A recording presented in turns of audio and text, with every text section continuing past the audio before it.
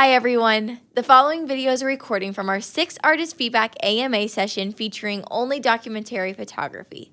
This session was held in the MetaJungle Discord on June 16th and hosted by talented photographers Mike Schmidt and Samia Brada.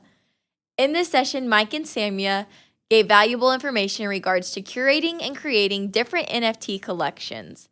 A few of the topics discussed was pricing, descriptions, titles, and curating these collections. We want to thank Mike and Samia for their time in reviewing these 12 different NFT documentary photography collections, as well as all the artists who submitted their work for review and everyone that was able to attend. We hope you find this useful, and with that, let's get into it. I think today's session is going to be really interesting because we are talking about one of ones in the market of editions, and this is going to be fun. That's why we, put in that extra bit of effort towards analyzing each and everything quite thoroughly before we actually started off today. So, looking forward. Yeah, so we did a lot of studying of each of the collections. We were just on our own little voice call, and we study them first on our own, and then we kind of bring our ideas together and see how some of our opinions are different, and then we talk about that and we go over everything. But it's interesting right now, like because like Samia said, we've come from a really heavy edition market right now, but I don't think we should take the light away from one of ones. In a way, one of ones are at a discount right now, right? It was painful for us to see some of these one of ones at 0.1 and then see the price of 0.1 being like 120 USD or so to actually collect a one of one, which is only one image in the world, and you can have it for that price. So I think yeah, it's interesting to get back to the OG AMA. And Sammy said he likes to ring to that the OG AMA, where and I think some people have missed it. And a lot of these collections we were looking at today were minted 3 months ago, and a lot of them haven't had much traction, and they have a lot of beautiful photographs within there. And so I'm actually going to have Samia do the hosting portion of this. I'm gonna share my screen though, just because where Sammy is from, he does have some internet issues from time to time. So best if I probably share so we don't have any interruption. But Yeah. looks like we have a good, decent crowd of people coming in on here, more than the pre-mint editions. So I'll start sharing here. Yeah. I'm looking forward to actually more and more people joining in because if the ones who are there whose collections are being analyzed and we have certain observations, if they can come in and then they also share their opinion, counter opinion, that would be a good two-way learning channel. So really looking forward to that, interactive part of AMA as well. Right, I'm Yeah. gonna start sharing my screen here. Okay. By the way, probably this is the first time that Mike wanted to become the co-host of this session, which could be weird for a few people because Mike has been the OG of this session, and that's how I got introduced to Mike. The way that he analyzes, goes into a lot of depth of collections, not just in terms of the photographs, but the descriptions, everything together. So, probably the first time that Mike is going to be the co-host here, and I have a huge mountain to climb in front. So, Mike, any suggestions, any tips, quick tips? Oh, it's cool, man. It's still just a conversation, right? So I probably just add to the conversation second, and we'll see how that works out. I think it'll be fine. And so you want me to share my screen? So so the first collection is Yeah, Rural Life in Thrace. Is that how you say that? I And think this is by yes. yeah, and this is by Ender Ozel. Yeah, And do you want to read the artist yeah. statement? So I'll quickly give few initial remarks about what I thought. So Endel Ozel is the name of the artist, and he talks about each photograph in the collection, which talks about joy, excitement, and love of people living in the rural areas of Thrace in our world, which comprises of 12 photographs taken in different villages. And then, of course, he has written a bit about himself, which I thought can be actually given towards the, in the included in the description of the photographs. You could have written more about, what was the reason behind you selecting these images together, and then putting it in a single collection, which I think can be modified a bit. So let's dive into that collection. The way that it appears to me, right? When I look at the collection, the images of the photographs in itself. So what I understand, it is going to be a very free flow of images because you have written that it's about joy, excitement, love of people in the rural areas. So in a sense, when I and Mike were looking at these images overall, it looked like it's a combination of various genres of photography. Some of them are street, some of them are documentary, some of them are environmental portraits. Okay. So if you look at the image that right now that Mike has showcased on the screen, this is a great example of a daily life moment, which is a documentary as well as it can be a street shot as well, because there's a moment which has been very well captured here. I love the way that the entire geometry is working, the way these triangles are composed, the way there's a bit of tension in it, the moody skies. It does give a very good idea about what is happening in that frame. But what my concern, a bit of a concern, is that whether this entire free flowing candidness is present in every image of it.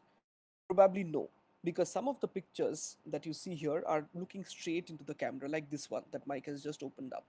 So my suggestion to everybody is that, because you have applied in a documentary photography AMA, is to have a very cohesive approach towards the photographs as well. When you look at a picture like this, turn an honest penny. Okay, it looks like the person, though the image is very beautiful with smoke in the background, that the way that he's sweating, there's a bit of sweat on his face, that environment which is smoky in the background, which gives an idea about the entire environment of this piece. But at the same time, the person is looking at the camera, which means it could have been to some extent staged or posed, could be, right, which is not there in the other parts because they are very candid looking. So if Mike also comes back and shows that other picture that we talked about, which is called pumpkin. Okay. um the problem here which I see, one is the image title. Okay, let's talk about the image title a bit, that why it should not be called pumpkin, or what it should be ideally called. So see, when I and Mike were discussing, and in fact it has happened to us on multiple levels when we have talked to collectors, that these names often give you a very clear indication of what you're trying to portray, right? So we understand this man is a pumpkin vendor, but that has might not be very direct. you know it can be a bit, you can actually talk about the colors, the expression. Maybe the man is not having a very good day, at least his expression shows that he's not having a very good day. Whether whether he has actually gotten those, the pieces that he has just behind probably were not the best of ripes on that particular day. So you have to be very clear about what is the message out of the picture, which is very important. So it cannot be pumpkin. So Mike was saying that maybe if the collector is buying, he might not be very keen upon having uh, something, a piece called pumpkin in his or her repository. So his name, what he's writing is that his name is Pumpkin Ismail, which is interesting. Maybe you could have written Pumpkin Ismail on the Mm-hmm. name of the piece. That would have been more interesting. That what is Pumpkin Ismail, right? I understand, when people go to marketplaces, we have those individual nicknames, those little nicknames being attached to people, which people generally call them. So just make it more interesting. Just change the title a bit. That's what I Yeah, I wanted to think say. I think the titles, when the titles are too direct in a sense, it almost takes away from something. So I look at things like as almost like like the movie titles in a sense where they're a little bit more open ended, a little bit more maybe poetic, where um, it could have multiple meanings to it or something. So I think Pumpkin Ismail could have been a better title, or there's Yeah. there's writing in here about he caught this frame when he was talking about his nervousness towards the crows, and so I'm guessing because the crows are they damage his field. So something along the lines of of that could leave something open ended to the actual story rather than just. So I think titles, like Sammy's saying, is a really important aspect to a collection that I think people overlook. Absolutely. Absolutely. And when you look at the pricing of it, I mean, I will come to the other pictures as well. But when we, as a person who's looking at the collection for the first time, I see that the pricing start from 1.5, that is the first image that I see. 2, it goes to 0.3. There is one image that is worth zero point 0.3 at the end. Yeah, so this is the image that is worth point 0.3, and it is called 13:13 or something like that, which is the time probably of the day where it has been shot. Though the picture is very beautiful, I mean, it gives an entire understanding of what the social condition of that person is, of the lady is, the kind of the kind of furniture that she has would give a vintage feel to it. It's a very beautiful photograph. But as somebody who looks at a collection from a collector's point of view, if I see that a picture or a piece is priced twice the amount of the general average floor price of that collection, my question would be, is it really strong enough? Does it really hold more value than the others? That answer comes to me as a no, because probably there are images which are as strong as this one in the collection, like the one in black and white. The Yeah, yes, it's a beautiful shot. If you look at it very closely, you will see that those grains are coming out. It's a very moment. There's a lot of momentum in this shot. The processing is beautiful. The way that the hands are actually clasping into that hay stack of hay is very interesting. The way that the other person is standing on the other side is also very interesting. I feel it's as strong as the one we just showed. So that's why the understanding of the pricing and the way you are pricing these pictures is holds utmost importance to me, right? And one picture that probably is a bit out of place for me is the one right beside the child in me.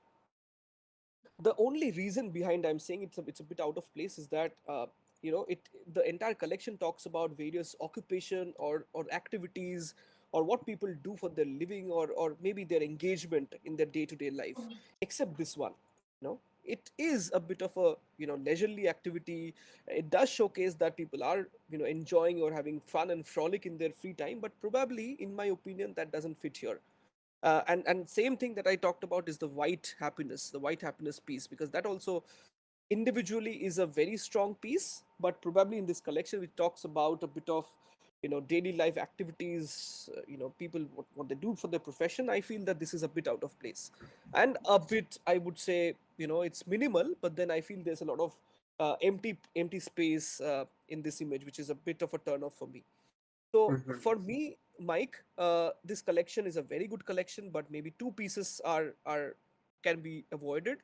So it can essentially be reduced in size, and because it has no sales yet, I think it can be like a 10 or 11 piece collection. I think a lot of talking also has to be done about what it represents, that it's a daily life collection, and then it talks about the professions of people. It talks about emotions as well, which we see at with love piece. It is a beautiful connection between a human being and that little goat, which is a very important component of their living life. It's a beautiful shot. So overall, I think it can be reduced in size, and maybe that cohesiveness in the pricing is what I'm looking at, in case you want to I, add something to this. yeah, no, I totally agree. I think if there was two images that were to go, I agree it would be the child and me, um, and also the white happiness one. Something that I do really enjoy about this collection, though, is the stories, the descriptions for each image. So, like this image here, the 90-year-old woman living in a mountain village invited me into her home and asked me to take her picture. When I asked why, she said she was going to die soon, but she wanted her photo to live on forever. The heat of the burning stove and the old woman's gaze impressed me so much that I took this immortal photograph. The woman is no longer alive today, so she passed on. Her photo will live on forever and always be remembered. I thought that was really beautiful, and that really lends to description. I noticed a lot of other artists, they sometimes copy and paste the same description and they put it into each one. And this one really lent even more to the image for me. So I thought it was really beautiful, and the fact that he wrote, that the image will live on forever. So he has the image, so it will live in that existence, but it's also minted on the blockchain, which will live on forever too. So it's kind of a beautiful ode to this woman who actually wanted this last photograph to be taken of her before she passed on. And so maybe it's something like that made him want to place the price a bit higher. I'm not sure. But when there's three different price ranges in the collection from 0.15, and then you have some at 0.2, and then you have a single one at 0.3.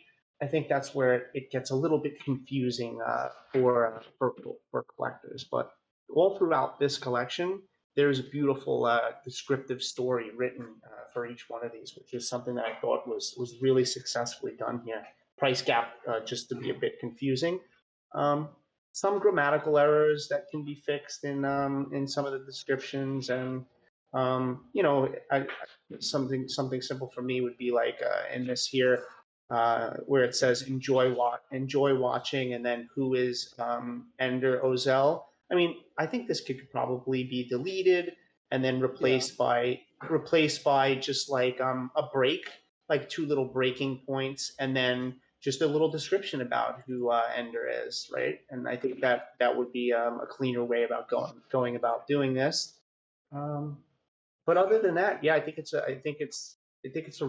really good collection. But like you said, it feels like some of it feels like portraiture, some of it feels like candid moments, and in that regard, it could feel like a couple of different genres. But all in all, for the most part, it comes together for me pretty well. Outside of white happiness and the child in me. And so, what about properties? Did we go into any properties in the photographs? Let's check this out. So There are, yeah, there they are do have properties. properties. Great. So they have the properties added. We noticed in a lot of the collections now, even at 3 months old, we don't have any properties in a lot of the collections that we looked at here. And we've been talking for a while now about how properties are acting as like the metadata now for artists within the blockchain. So I would definitely consider having properties there. So, but overall, lots of beautiful photographs here, and definitely a photographer that knows how to build a relationship with the people that they're photographing, but also is skilled in capturing those candid moments, like golden straw rains, and like this title is a good one for me. So the pumpkin one not so much, but golden straw rains.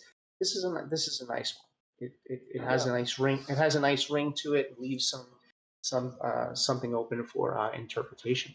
So, Also, one little cool. thing that I wanted to add is when you write the properties, you can also include that license part in the properties itself, which Mike also talked about when we were discussing.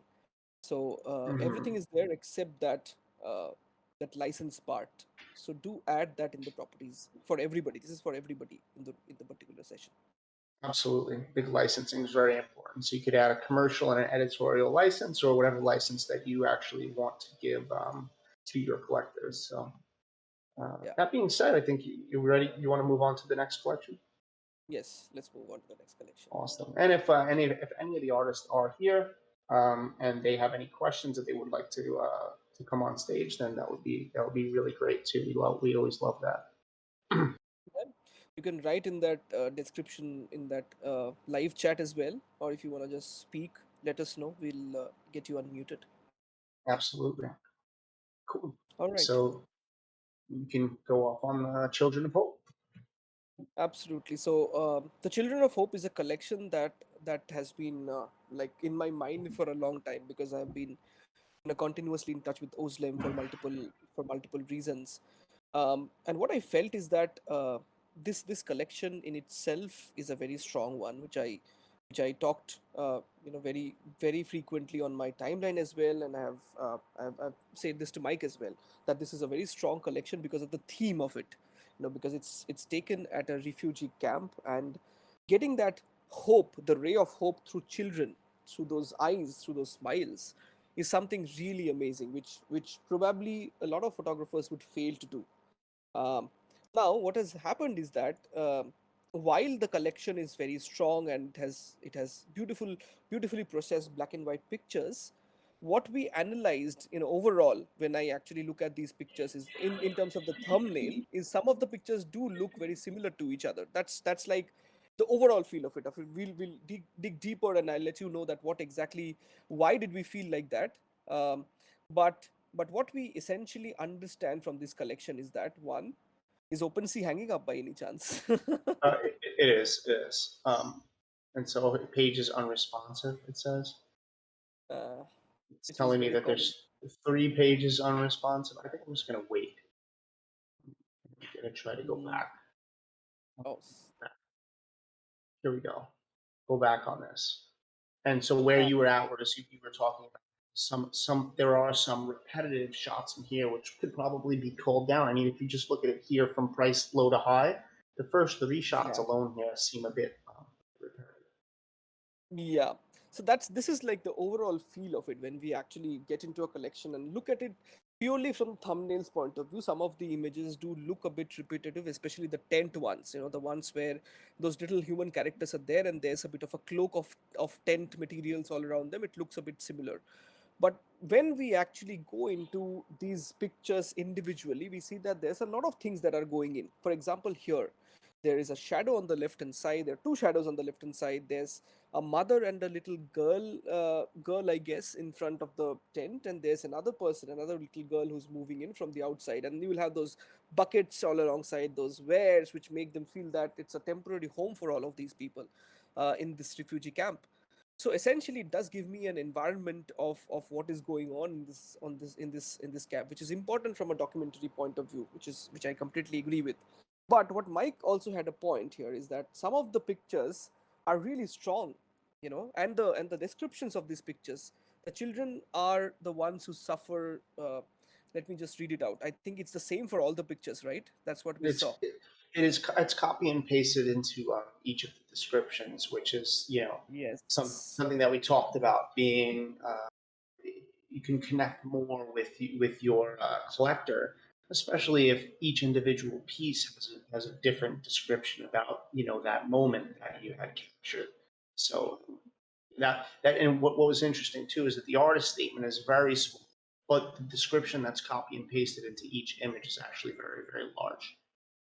Absolutely, and in fact, when you look at some really strong pieces from the collection, like number four, where there's one kid on the other side on the border on the other border side. I mean, just go down. Yeah, this one. Oh yeah, I love this one. Yeah, this is a beautiful piece. You look at kids from the other sides of the barbed wares, and they're still having that sort of a bonding with each other. This needed a very strong title as well as a very unique caption to go alongside. I understand that it has already been sold, but this is not. This is like a understanding that we have for all our future collections, that something like this has to happen, where people do put in individual captions and titles. For example, all these pieces are titled as Children of Hope 1, Children of Hope 2, Hope 3, 4. Not like that. Something like a barbed wire, or rather maybe something like a differences, something like that. It should have something unique to offer to all the collectors. I And what agree. I And there's thought, there's there's another yes, downside. There's another downside to doing that. Children of Hope 9, 10, 11. The downside to that is if you do want to cull down the collection and remove some pieces later on, that number gets in your way, especially if some have sold.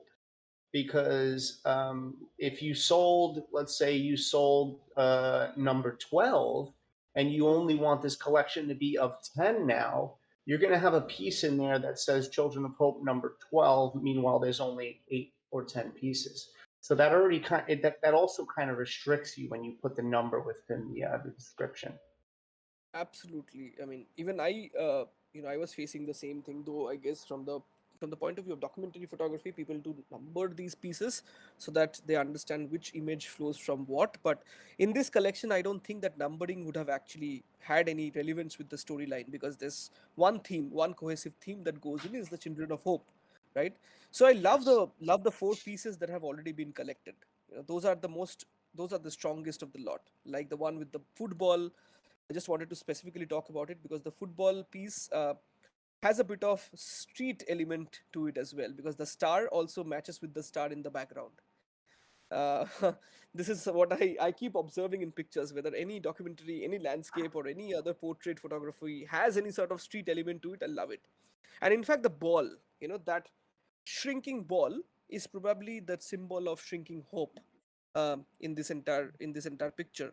that their hopes are shrinking, but still a bit of air is still in there, so it's still an inflated ball. So there's a lot of meaning, strong story to it, and that's why probably it was one of the first images to have been collected.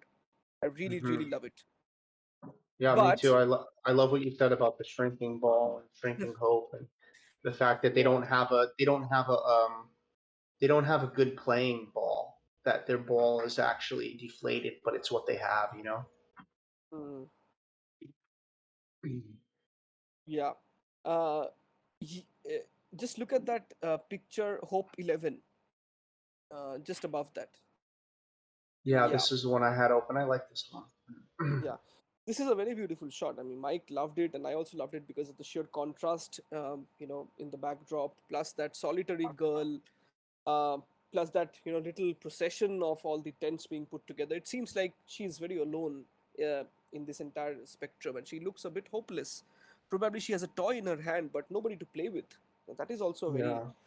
yeah, interesting component of this Yeah, entire and series. so when we look at a strong image like this, right, and then we go to look at an image that is similar to that image, like this image here, this is where Yeah. I would do some culling. This is where I would pull this piece actually in Hmm. favor of the other piece because it has a similar idea that we're trying to single out this subject.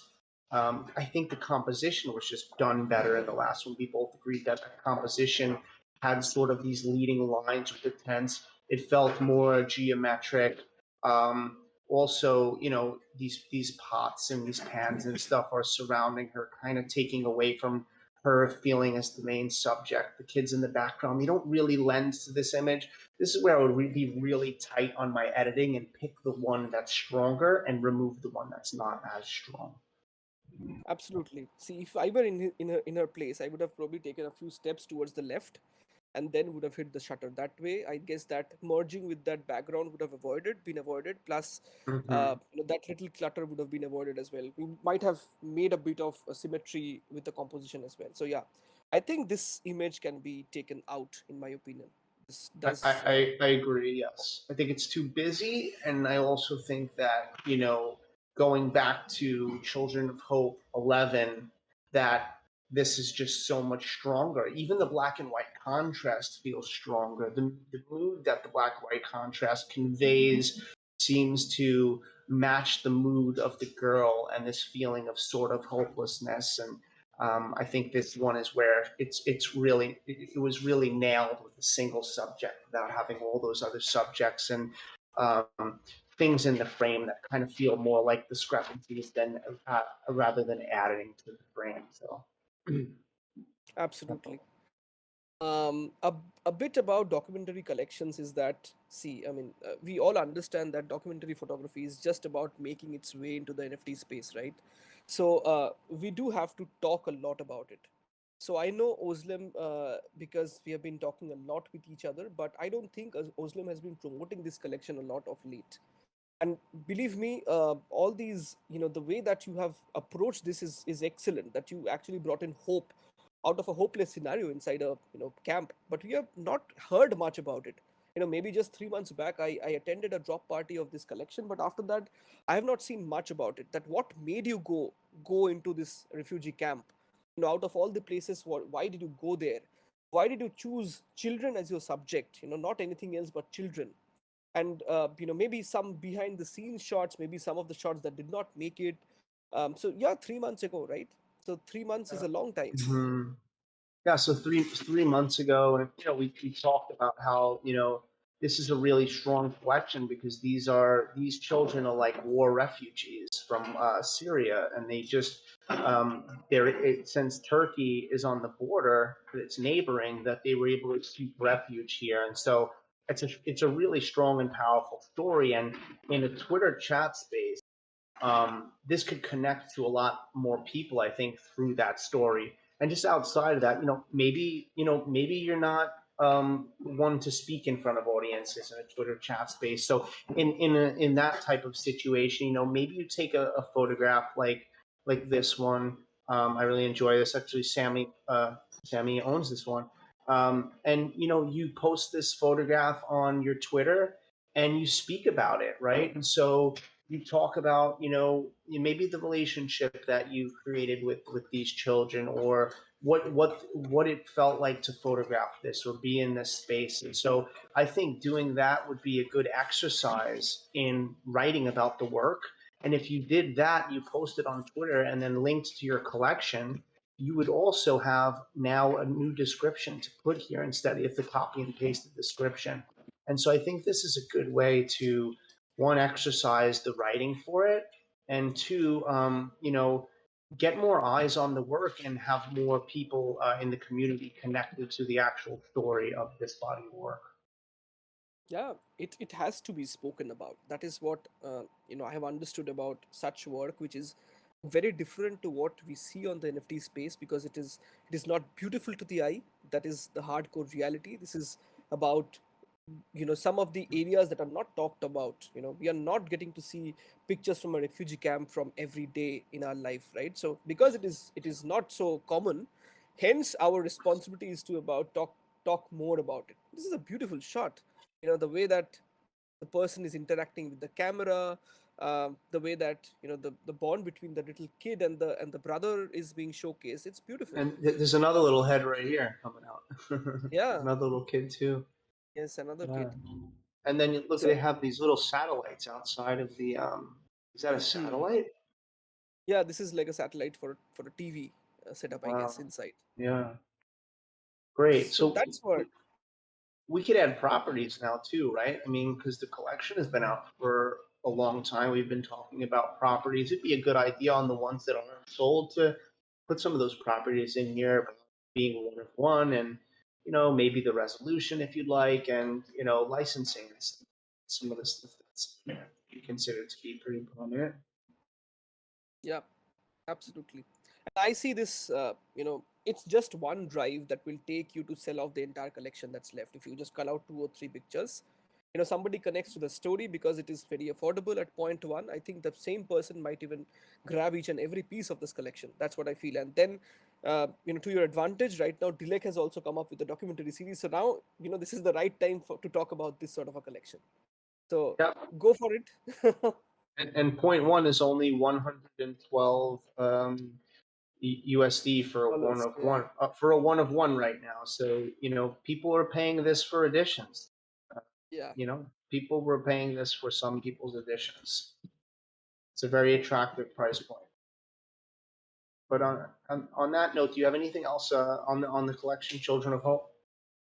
I have nothing to add unless and until Oslem is here. Oslem, do you want to add something or ask anything? You can go ahead, Please.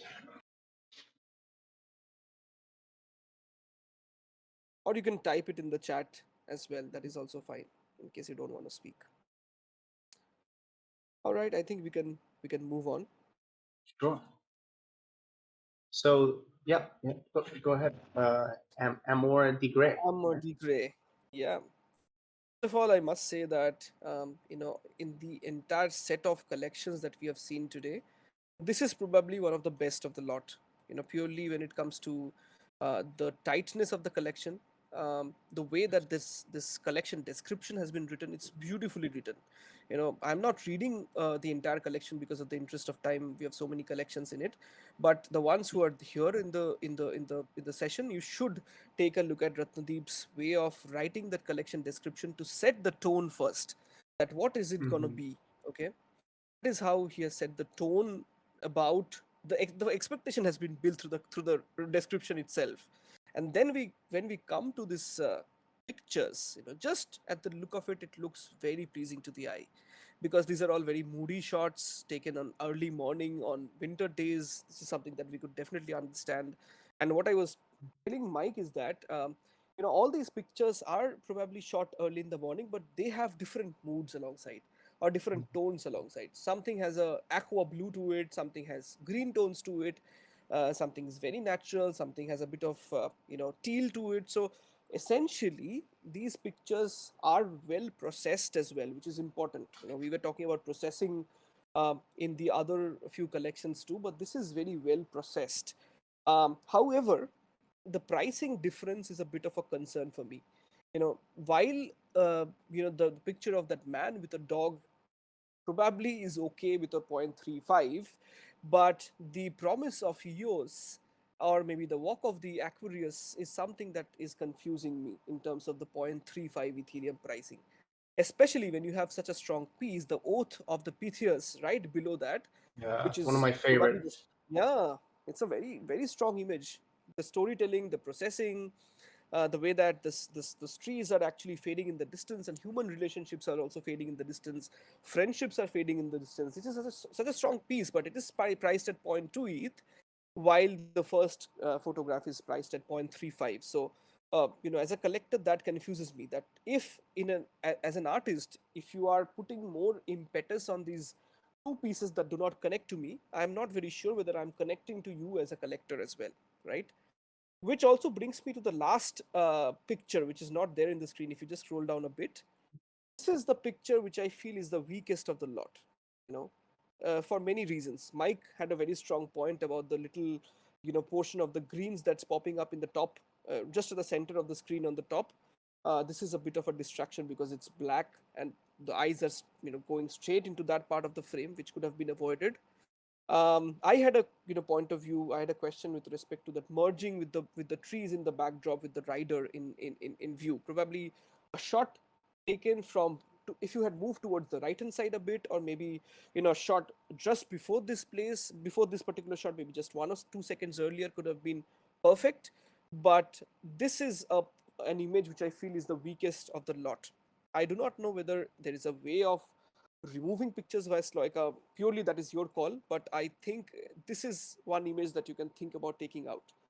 But other than that, I think the rest of the pictures, the rest six, are really strong in themselves. um, Barring that point, 0.35, the two pieces that we talked about, I think all of these pieces should be gone in no time because it's simply beautiful. Mike, anything to add here?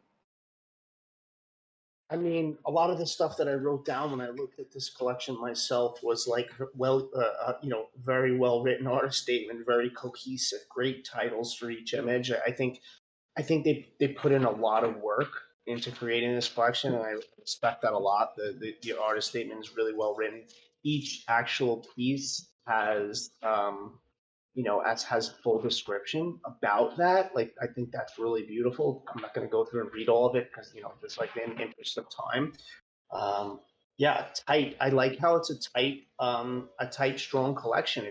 It's. I think, especially at a time right now when it's going to be a bit harder to sell one of ones, the tighter collections might just be the better call. Like collections of between 5 and 10, rather than collections like 15, 20, 30. I'd rather start off with less and have it tight and all beautiful than to start off with a bunch more and get lost in the saturation of images that just aren't as strong as some of the ones that really stand out, that get lost within those. So I love that it was a strong and tightly knit collection. I think the images are very beautiful. I love the nude. Obviously, I love to shoot in the fog. I love single subject and dual subject solitude. I think they're all really, really beautiful in their own way. I like what you said about how they're all shot in winter during these winter mornings in the fog, but yet each image has its own mood and feeling to it. And I'm very surprised that it's a full collection and nothing has sold yet. I definitely do agree with the price fluctuation being kind of confusing, considering that, you know, some of my favorite images actually lie in the zero point 0.2 range. So, if I was in this collection, I would probably pick up this image first based on my own capital and based on how much I like this image. Um, you know, so yeah, I definitely agree with that. This image, while I do think it is a beautiful image and it has its own sort of mood to it, I do like the red tail light. The man, he's about to make the winding turn in the bend. Though I did feel this was quite distracting up here, and I don't know the laws with Photoshop and lifestyle stuff like this, but I do think that you could probably clone stamp out something like that. I agree that maybe if you move to the right a little bit, he wouldn't be, the tree wouldn't be coming out of out of him. So yeah, if I do think that if this could work as six and just be great, especially considering the fact that you haven't sold any at all. Removing one is not the worst idea. But yeah, there's confusion for me between the top row at 0.35 and the bottom row at 0.2. And it also confuses me in the way in which you curated it, that the more expensive ones to be shown first and the least expensive ones to be shown last. I probably would have, if I thought that those were the strongest images, which I don't actually think your most expensive ones are the strongest ones outside of the dog picture, which I do think is the strongest. I probably would have separated the ones that I thought were less strong from the others. So, but all in all, I think uh, a lot of hard work put into this collection, which I really respect. I know it takes a lot of time to do all this, and I think it's a very beautiful collection. And I think this is a sellout collection. It has to be. It has to be. Maybe because of the current market scenario, it has not seen any traction yet. But I see it. I see somebody who's buying one piece to also be tempted towards buying another. It really is a very, very strong collection. It's a very beautiful collection to the eye. It has storytelling collection. So it is like something that fits into every groove. That storytelling component is tick. That beautiful looking image is tick, and of course it will look beautiful in anybody's gallery. It could be a street photography gallery, it could fit in there. Somebody who collects, like the Norkels who collect landscape photography, it can actually fit there as well. The ones who collect purely documentary stuff, they will also find inner peace in collecting this. So overall, I see this as a successful collection. Just let's wait for this ETH debacle to get over, and I guess this is gonna go in no time.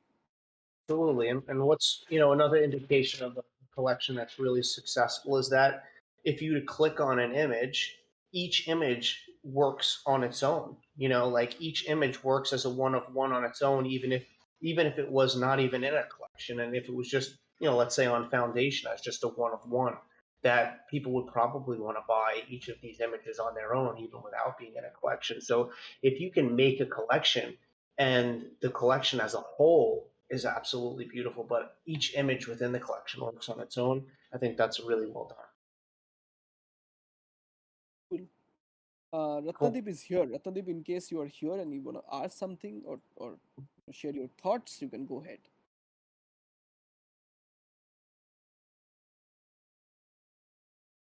Are we looking at the chat? I forgot to look at the chat actually. Every time I forget. Let's see. It's okay. It's best for you to look at the chat since I'm sharing the screen. Just. Mm, his mic is suppressed. So Goon is actually Yes, taking. yes, now Yeah. it's good. Hey, how you doing? I'm doing good, Mike. Thank you. How are you doing? Good. Doing good, man. Yeah, enjoying looking at one of one collections again and doing an AMA with Samuel, which is always a really, really awesome time. And we really, really love your body of work. Hope you're able to hear anything that we've said, and wondering if you had any questions about what we said about pricing fluctuation or just anything in general. Or why do you think maybe nothing's moved in the collection yet? And what have you done so far to kind of put your collection in the spotlight? Yeah, absolutely, Mike. Actually, in the editions, actually, I have put a 101, and I was pretty confused. I asked Samia also what to do, and he said that no, you can put this because it is a strong collection. Seems to be a strong collection, and I came up with this. And today's AMA is very helpful. Wipe out that confusion. This will not work. But I believe that maybe some time will take, but this will work in the space. And regarding the pricing, actually, I know I have done some mistakes there, but actually I just followed my uh, thought process that putting the strugglesome pictures a bit higher priced, like the walk of Aquarius. That's a very strugglesome picture. And the second one, that is the uh, promise of EOS, that is relation between a father and daughter. Being a father myself, I just could too much with that picture. That's why priced a bit high. And about the uh, 5 years, that is also a good picture. I was thinking of putting the price range of 0.35, but ultimately I thought that no, all the prices shouldn't be that high. That was the thought process actually. And about the seventh picture, the uh, the obvious escape. Actually, I didn't. I was not pretty sure about this picture. The what you have just shown, very true. It is very true that hurts the eyes. So that's it. Thanks for this wonderful explanations, wonderful suggestions, everything. I really appreciate. That's awesome, man. It's wonderful to hear from you and for you to, for some of our feedbacks to actually clear up some of the things that you were thinking about yourself, like the last image possibly, not fitting and stuff. And I have the same issues in some of my own collections sometimes where, there's some part of me says put it in, and then there's another part of me that's like, oh, I don't know. And usually, trusting intuition is usually a really good call, especially with our own. So yeah, we really love the collection, and I think it's just an awkward time, right? With the market, it's not necessarily stable. It's doing some wild stuff, but I think as we reach new price discovery with Ethereum, whether it's lower at 1100 or if it gets back up to 1500, wherever it is, once it reaches this stability and it starts to trade sideways and the market calms down, I think then we're going to see art being collected a lot more again, and I think one of one art will be collected a lot more again too, because the USD the entry point for coming in with USD for those who actually have capital on the outside and can come in with USD to buy ETH, they're getting art at a nice discount. So keep your fingers crossed, and we'll keep your collection in the eyes of the people in the space, and we'll definitely see this move. This is fantastic. Thank you so much. I just wanted to mention that I have also put in the form that I have some collector this particular collection. I have just included those. If you can just look at this and give me some suggestion that are they all right what I am offering with this one pieces. Are you saying that you have some incentive that you're offering with the pieces? You broke up a little bit there. Did you get that, Samia? No, even I could not hear that full part. So I think, have you submitted some incentives or any strategies of promoting this? Yes, actually, I have mentioned in the form also that I have actually three kinds of offers with each of the NFTs in this section. First one is every uh, collection, the collector will get one additional 101 and one special edition drop and 10% off for my next drop. So So There'll with be every, it should be there here. It should where's be the there in, information? yeah, it should be there in this part. I didn't mention this in this part actually. In the tweet I have mentioned. So we wouldn't know by just looking at this. We would have to know from your Twitter. So maybe it's a good idea, because this is a really great artist statement. If they give you more space to maybe just put like something that says, incentives, and then below, very simply let us know what those incentives are. Just quickly, you saying if somebody purchases, how many one of ones do they have to purchase from you to get an additional one of one? Just one? With every 101, the person will get one 101 additional and one Wow, edition drop. That's a great offer. that's amazing. All right, I'm sure someone's gonna pick up one of these ones today. Then after hearing that, you know, this one's really cool for zero Probably, point yeah, 0.2. probably You this can get one. two. Yeah. Yeah, Alpha, if you are hearing us, you are getting two at point 2 ETH. three What else images you will collect? go. Uh, Actually, Yeah. he's getting three. He's getting yes, three. And you get an edition too? yes, Wow. one edition. So is That's the awesome. edition also of the same theme, or is it a different edition Yes, the altogether? theme will be same. Even the 101's theme will be same, and edition's theme will be same. Wow. That's a steal. But please do ensure, just write it to Sloika that you have to mention. This is like golden information. Probably that is the pass for you to sell out this collection, this information. Okay, I'll Yeah, just mail them seriously. with the collection description. I will just mail them. Cool. Cool. So yeah, maybe you take one of the photographs, one of the ones you like the most, and you write on Twitter a little story about that photograph, and then what purchasing that photograph actually comes along with. That might be a good idea. Now even that 0.35 makes sense to me. Yeah. Suddenly. Cool. All right. Cool. Let's move Thank on. you. Yeah, thank you. Thank you so much. Thank you so much, Mike and Samir. Yeah, no problem. Most Thank you for welcome. coming up. That helped a lot in understanding the incentives. So, all right. So the dusty Hmm. journey of the Hertz. All You right. you you want to take this? You want me to take this? Whatever. Yeah, absolutely. So, yeah, the dusty journey of small cattle herds taken to the highlands on the skirts of Mount Nemrut in the Tadwan district of Biltis offers a visual treat. So, I understand that this is all the information about how to reach the place. Okay, but essentially, when I and Mike were looking at the collection for the first time, it looked like it's continuous. If you like press the shutter continuously, this is like a contract sheet, right?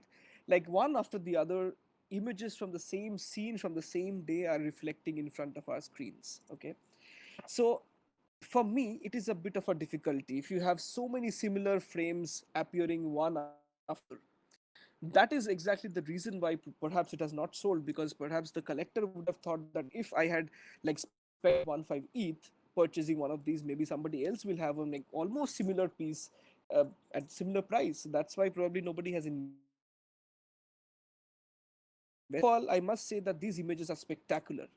Individually, these images, the way that the light is captured, the way these dust particles are coming in, the way the shepherds are actually taking the entire, crew alongside, the way that shepherd, is appearing as a silhouette, the way that the dust and the light mingles with each other, the way that the entire herd is formed and they move towards their probably the destination is simply fantastic. So there is no doubt in the fact that the artist is a fantastic photographer.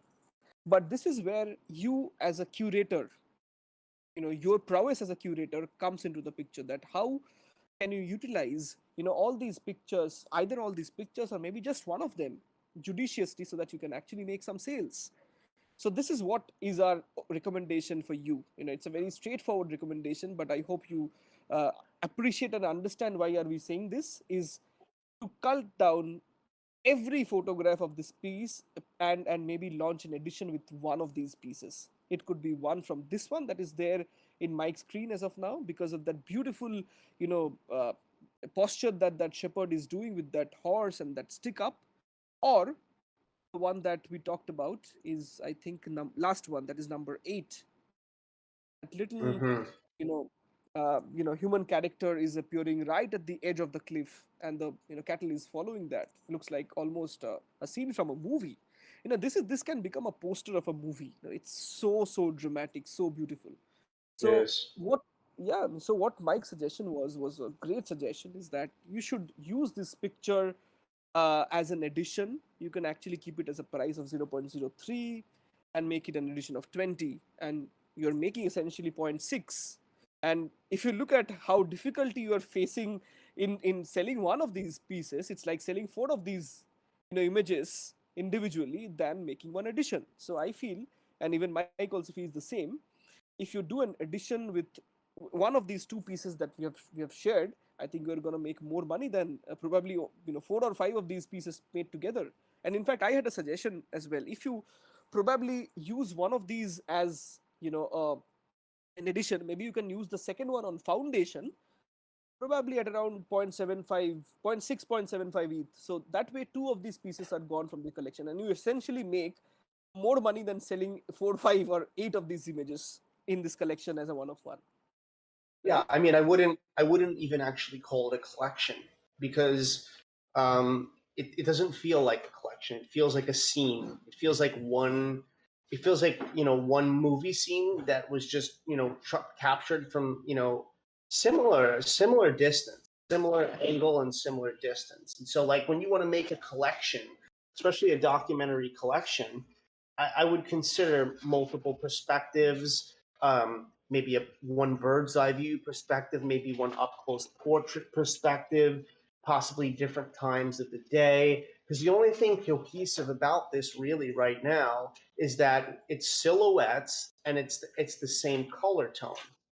Outside of that, it doesn't have the cohesion that a collection with multiple perspectives and different stories within each image that lend to a full-on collection story. And so that's why, when I looked at this, I thought, I would just pick the best one and make a really good addition out of this. And, luckily you haven't sold any yet. And so you can actually just pull down or, delete this whole collection. And because it's been around for a while, probably, right? Like how long has this collection been out? 3 3 months. months. Okay. And so, yeah, and you can do something else with it, like create an edition. A couple of other things that I wrote down was, you tell the full story, not just one given scene. Also, there's an interesting one of these is priced at 0.12, but the rest are all priced at 0.15. I mean, if you're just going to price one differently, then in any case it should be priced higher, and for a specific reason that it's priced higher. But just pricing it lower makes it feel like that you feel it's the weakest image within the collection, and it might actually be the weakest image in the collection for me. So, I mean, I don't know why I would have the confusion with that. None of them are sold, so you can easily revamp this by turning the best one into an edition, or by going back out and revisiting and getting closer up portraits, getting seeing what it's like when these sheets are maybe back at the I don't know what you call it, maybe they're back at the farm or the ranch, or what it's like when he's not out rounding about with these dramatic scenes, which are really beautiful. Also, you know the, you copy pasted the same thing for every description, and maybe that makes sense in this situation because the images are so similar. You could add properties at this point, but yeah, my biggest suggestion in this would be to take the best image, turn it into a smart edition. You can hit us up about edition size and pricing, but I think something along the lines of an edition of 20 to 30 at 0.025 or 0.03 or 0.035 would be good. And then maybe taking the other best image from this, like Sammy mentioned, and listing it as a one of one on Foundation at a high price, because these are really beautiful looking images. So yeah, I think that would be it. I think this collection is a very good example of a collection that seriously needs to be culled down, and I think our suggestions are some really good ones for what we could do with this, rather than having it sit stagnant with no sales for 3 months. It's probably best to just nix this collection and do something else with it. Yeah, absolutely. And what Mike mentioned is a very strong suggestion about how to curate a documentary set, which doesn't get restricted to only one scene, like the drama of the herds coming in this afternoon light. But it could be like the way that this person starts the day by praying, by worshiping, by taking the cattle to grazing, and then probably the kind of rituals they perform. So it's like a full on daily life of their of the way that these people actually lead the cattle into. So which means that essentially you're going to take a deep dive into their lives, which is not going to be one day's exercise. It has to be almost like a month's exercise. I mean, I have done such documentaries, Mike has done such documentary, Dilek has done such documentary in very difficult scenarios, right? So that's why you have to spend time, and that is when the collection that you are envisaging, that is where it will actually happen. This has not become a collection, it has become purely like a contract sheet of one scene, clicked at maybe a time gap of hardly 15 to 20 minutes or maybe less. So this would be our suggestion. If you want to know anything more about editions, both mine and Mike's DMs are open. Be free to just ask any sort of questions that you want. Yeah. And one last thing that I would add is if I like to look at collections sometimes as a movie. And if you were to think about, let's say this movie was called The Dusty Journey to the Herds, and you were on Netflix and you took your fast forward or your rewind and you went through it. This would probably be only a 10-minute scene within an entire film. And so you want to get multiple of these scenes to fill up the entire movie. So I would look at it in the same way. Cool. I don't have anything else on this one. Same here. Same here.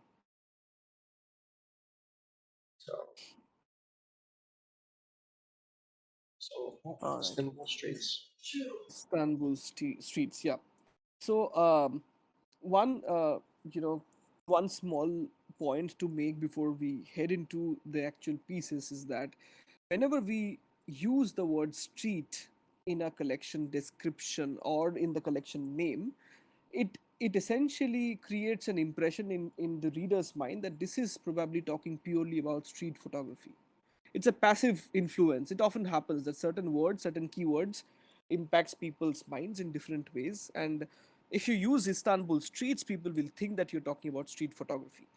Now here, again, a bit of a concept that I wanted to clarify, that a lot of collections here in the NFT space are called street photography collections, but essentially these are not street photography works. These are daily life scenes, which is an equally strong way of representing your works, which is really a very cohesive and a very evocative way of showcasing stories that happen on the streets, but it is not street photography. Okay, so that's why I wanted to clarify this. But as you see, this collection is essentially a collection of everything. Like, it has street moments, it has a daily life scene, or maybe a landscape, more of a landscape, which you see in that Galata Tower and snowfall happening. So essentially, it's like a mixed bag of each and every component that you see on your screen right now. So This as an one's very artist, street. This one's very yeah, street. this one is street. Definitely, this one is street. But as an artist, how do I take care of it? Because as collectors also look at artists as representative of various genres. One particular genre in one collection, something like that. That even Alpha has talked to me about. So if I am actually mixing two or three genres, I think we have to be very clear in the collection description. So let's go to the collection description once and see how has she defined the collection as. She's saying that Istanbul streets consist of photographs, most of which have become symbols of Istanbul streets. Here, the first line, okay, the picture that you right now saw on your screens about that seagull, does it really talk about Istanbul street? The answer is no, because that scene can happen anywhere. Even it can happen in a place like Varanasi in India. That seagull coming in and taking a bit of a food from somebody's hand. It even happens in Bombay in India. It can happen in New York as well. So when I'm writing certain things, and then probably that's where the curation also comes handy, that whenever I'm showcasing a picture, there has to be some component or the other which is a representative of symbolic of a particular place, like including a very strong architectural component in that, or maybe a face that is very Istanbul or very Turkey, or maybe a kind of a tone that actually symbolizes it. It can be many things, but probably that's how our curation skills come into the picture, when you actually hold on to the words that you mentioned in the collection description, most of which have become the symbols of Istanbul streets. It's a photo NFT collection of 10 one-of-one photos. Istanbul is a magical city for lovers, okay? A magical love that sweeps me off my feet. It's a city where I can't help walking in the streets in all weather conditions, and I will never stop sharing the beautiful sights. In fact, far beyond the city. Okay, in fact, far beyond the city. He is like a friend, lover, brother. What is Istanbul to you? What comes to your mind when you think of Istanbul? Okay. So here we have talked about multiple things. We have talked about a friend, a lover, a brother. Now let's look at the pieces once, that your whether your narrative fits into the pieces or not. Okay. The first thing that I want to talk about, that landscape image where the snowfall is happening. The first image, yes, this doesn't fit. Very clearly, this doesn't fit because this is not a street shot. Neither is that love hate affair of the city. You can even hate certain parts of the city. That is also okay. So everything has to be very real because you're talking about a street and documentary set here. So I think though very beautiful shot, but probably doesn't fit in this collection purely from the narrative that you have made here. Let's look at the other image, which I thought was the strongest of the lot, the red image that you just opened. Yeah, this is an incredible photograph. Purely from the point of view of street photography. I mean, look at the color first. First of all, the color combination, the greens, the yellows, the red, the larger than life scenario of that graffiti or wall art that has been made, and that little human being coming as a minimal character. So if this image is the benchmark of the collection, the I am as a collector, and because it's a red color, and immediately this image will strike in my head the moment I head to a collection. I would be looking for similar looking street shots, which unfortunately isn't there in the collection. That is where my thoughts got a bit distracted. That what is the collection about? Is it about street photography? Is it about documentary shots? Is it about people? Is it about portraits? Or is it about daily life moments? What is it about? Then I Yeah, came across this beautiful shot. Yes, Mike, you were saying I was something. gonna say, yeah, there's something really beautiful about this shot where there's, this sort of this real natural, man and this green tree here, and then there's all of this sort of man-made paint and stairs, and I love the contrast and how how the real tree juxtaposes these fake flowers like right across from it, color relationships and everything you said. I think this was a brilliant image. So you Yeah, can it's go a on. I just brilliant want image. to, yeah. Mhm. That is why it has raised my expectation with respect to what the other images would be. That's when I come back to this collection and I see that there is an image like the Hukan Pavilion, I guess, that the where the umbrella and these two, the last image, look at Oh, this one. the last image. Okay. Yeah, yeah. Yeah, yeah. Hmm. Mm. That is where we got a bit stuck here, that what are we actually talking about here, or maybe the framing, the composition, because that image, the first image that we looked at, was a very strong one. It had vibrant colors in it. It had a very beautiful moment in it. But here, one is that the composition is something that I to be honest, I did not particularly like, because I thought that maybe, considering that entire arc of it, if I had probably gone a bit back or towards the right, I would have probably gotten a bit of a minimal composition in it. But again, does it fit to my narrative of what I said? Maybe that love component comes in, but again, it's not in cohesion with what the first image showed me. That was about pure street, raw street moment. That was not there. So this is an image that ideally I would have taken out of the collection. Yeah, there's something in this image that's missing for me. Like I want them to feel something larger than life. Like where I want to see them smaller within the scale. Like like you said, I would have used the arch and probably shot that from further to the right, that position.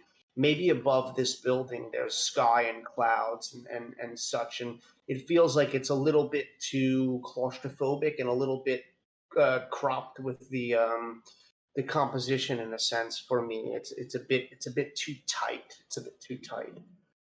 I agree with that. And then, of course, yeah, 100% sure that you have showed various moods of the city. Like, if I look at the third image from the top, that is the, yeah, this one. So one is that you have shown rain, you have shown snowfall, you have shown the blue R as well. So this is a very beautiful depiction of how an architectural marvel of the city in that warm tones comes out to be a very striking, beautifully striking feature in that blue hour moment. And then you see that little couple on the edge, and then you have these people in slow motion, or slow shuttered moment that's actually crossing in. It has multiple meanings to it. Though Mike did not specifically like that little portion in the middle, yeah, where that a solitary man is probably looking at it. That I think that this problem could have been solved had you taken a bit of a slow shutter. Probably it was shot at probably 1/5 of a second. If it was 1/3 of a second, this problem would have been gone. It would have been a seamless flow.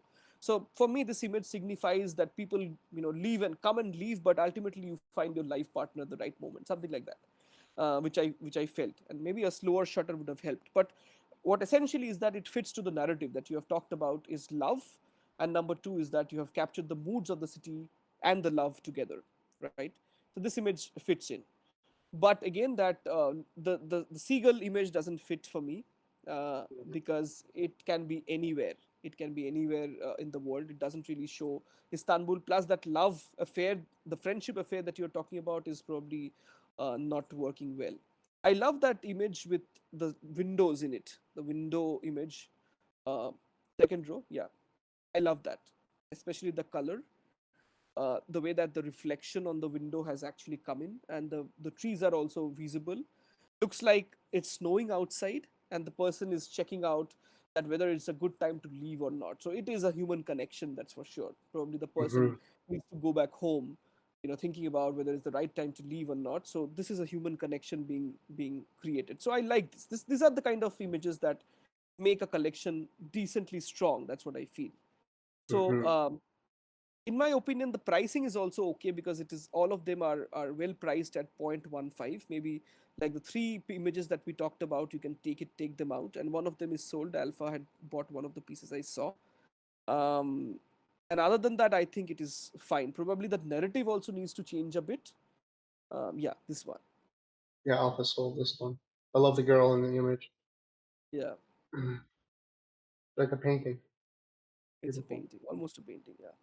Hmm. So, in my opinion, everything is okay. Just that the narrative has to change a bit. If you are sticking to that old narrative of friendship and love on the streets of Istanbul, the properties need to be added. This is probably a common thought for everybody here. Is even if you have an older collection, you can any day add properties to it. So try and add those properties. It will be helpful, because these properties also help in the searchability of your collections, if you know.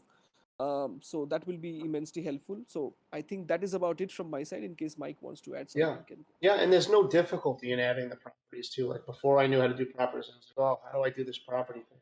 Like you can literally just click add property, and then it gives you a title. The title could be license, and then underneath description, and you could say editorial or edition, description. Yep, super important for that. And yeah, I totally agree that some of the images, like the ones you mentioned, don't exactly fit that story that they were going for in the original in the original artist statement. And so I think this could be called down some. We call down 10 to between maybe 7 and 8 images. It would work better as a selection. But I don't have anything else on this one. We'll move on to the All right. next if you like. Yep, Cool. let's move on. All right. Human So in the you light. can chat when in case somebody has written something here. Oh yeah, cool. No. Today our audience is very quiet. They're very attentive. They're not wasting time in writing anything. That's fine. That's fine. Cool. All right. Human in the life. First of all, that is where my, you know, I mean, I don't want to sound very harsh, but probably that is where I have a bit of a confusion to begin with, and that is where probably as an artist, you won't want your collectors to be at this position, that they get confused by what you mean by human in life, in the life. Okay. Life. Let's try and Okay. understand. Let's start. Let's try and understand that what exactly is he trying to mean by human in the life. Human beings want to live their feelings and thoughts freely. Human wants to think, wants to pray, wants to stand up beside all the difficulties of life. Their desires, goals, and dreams never end. That is why human gives form and meaning to life with his spirit and knowledge. I took of human. There's a bit of a grammatical error here. I took of human in different situations and environments. I photographed these differences by supporting aesthetic elements such as graphic elements, shadows, and silhouettes. It consists of 8 photographs. Each work is of one edition and license. The license need not be mentioned here. It can be there in the photograph description in itself. So to be honest, I think this is about humans in various geometric shapes or various architectural fronts. So that is how it is. So in my opinion, this collection name is as simple as humans in geometry or humans in architecture or maybe light play of light and shadow. So it's not human in the life. That is where I got stuck a bit. Okay. And of course a bit of a understanding in how you write these collection descriptions is also important. If I look at the pieces, I see that there are 8 pieces and there are 2 pieces that are sold. Okay, but I started off with the one piece that has been sold to understand whether that name, the prayer, whether it's it actually is representative of what the image is showing to us. Is it really a prayer that is being performed? So here is the deal, guys. I mean, this is something that I also, in the initial days of my NFT journey, I also got a bit confused that what should be more important. Is it that if this scene has been shot inside a religious place, should the documentary style of writing a caption or a description is important, or should I be more focused about my personal interpretation of an image? And I talked to a lot of collectors, actually. I talked to many collectors who have been part of my journey, and I brainstormed with them that what, as a collector, what do they want to look at. So there are 2 ways of looking at such collections. Such, if it's a very strong documentary body of work, I always keep giving examples about Dilek because she has set a good precedent.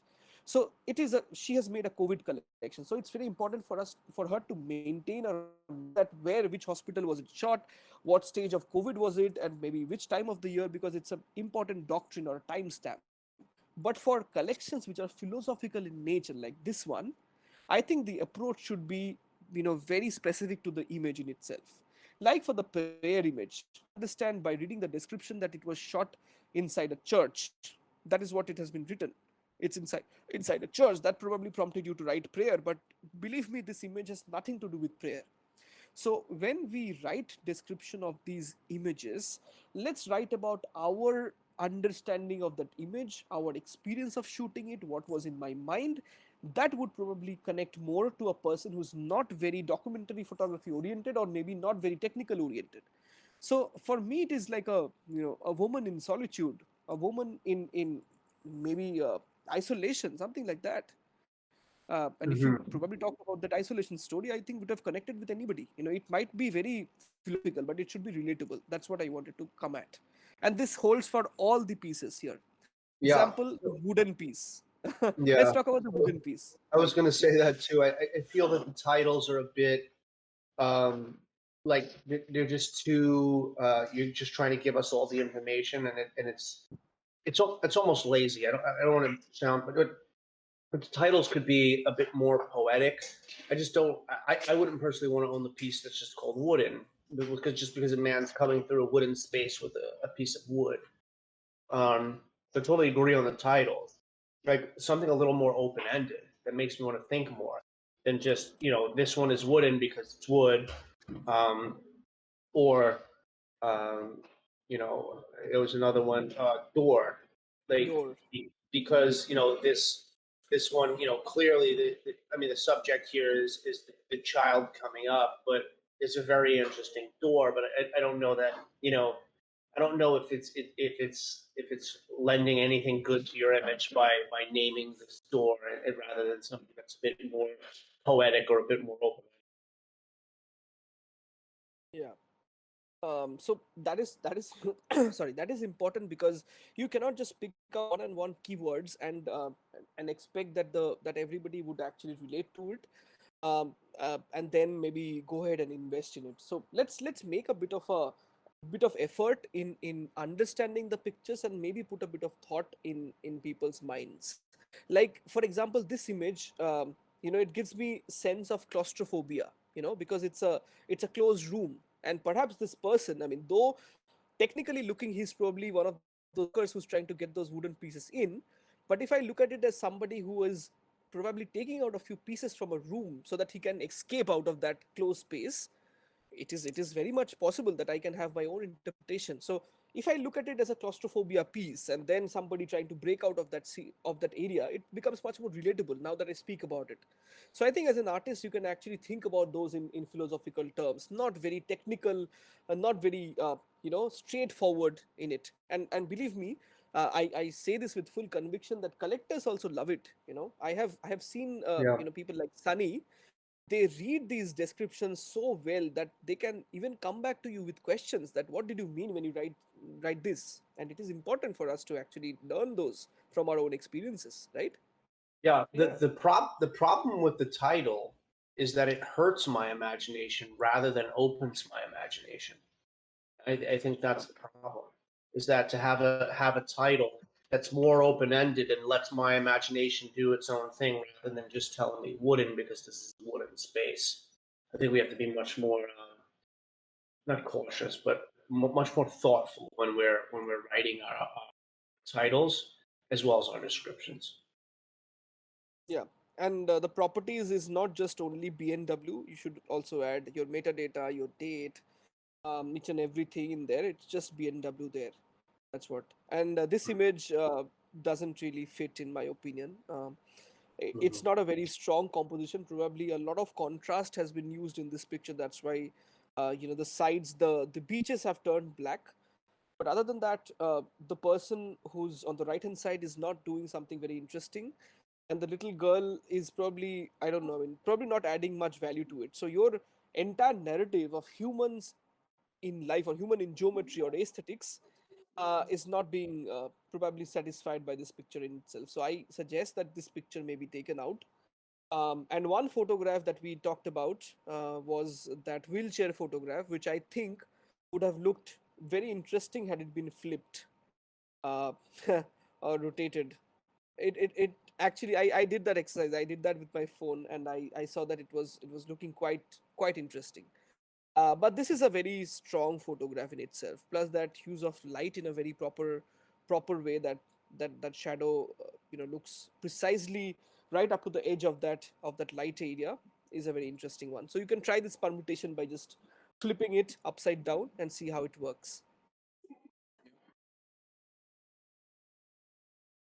So the beach one clearly stands out, right? Because everything else is within this like man-made geometry and these concrete or wooden spaces, and then there's just one shot on the beach. And I think the problem for me with this shot too is that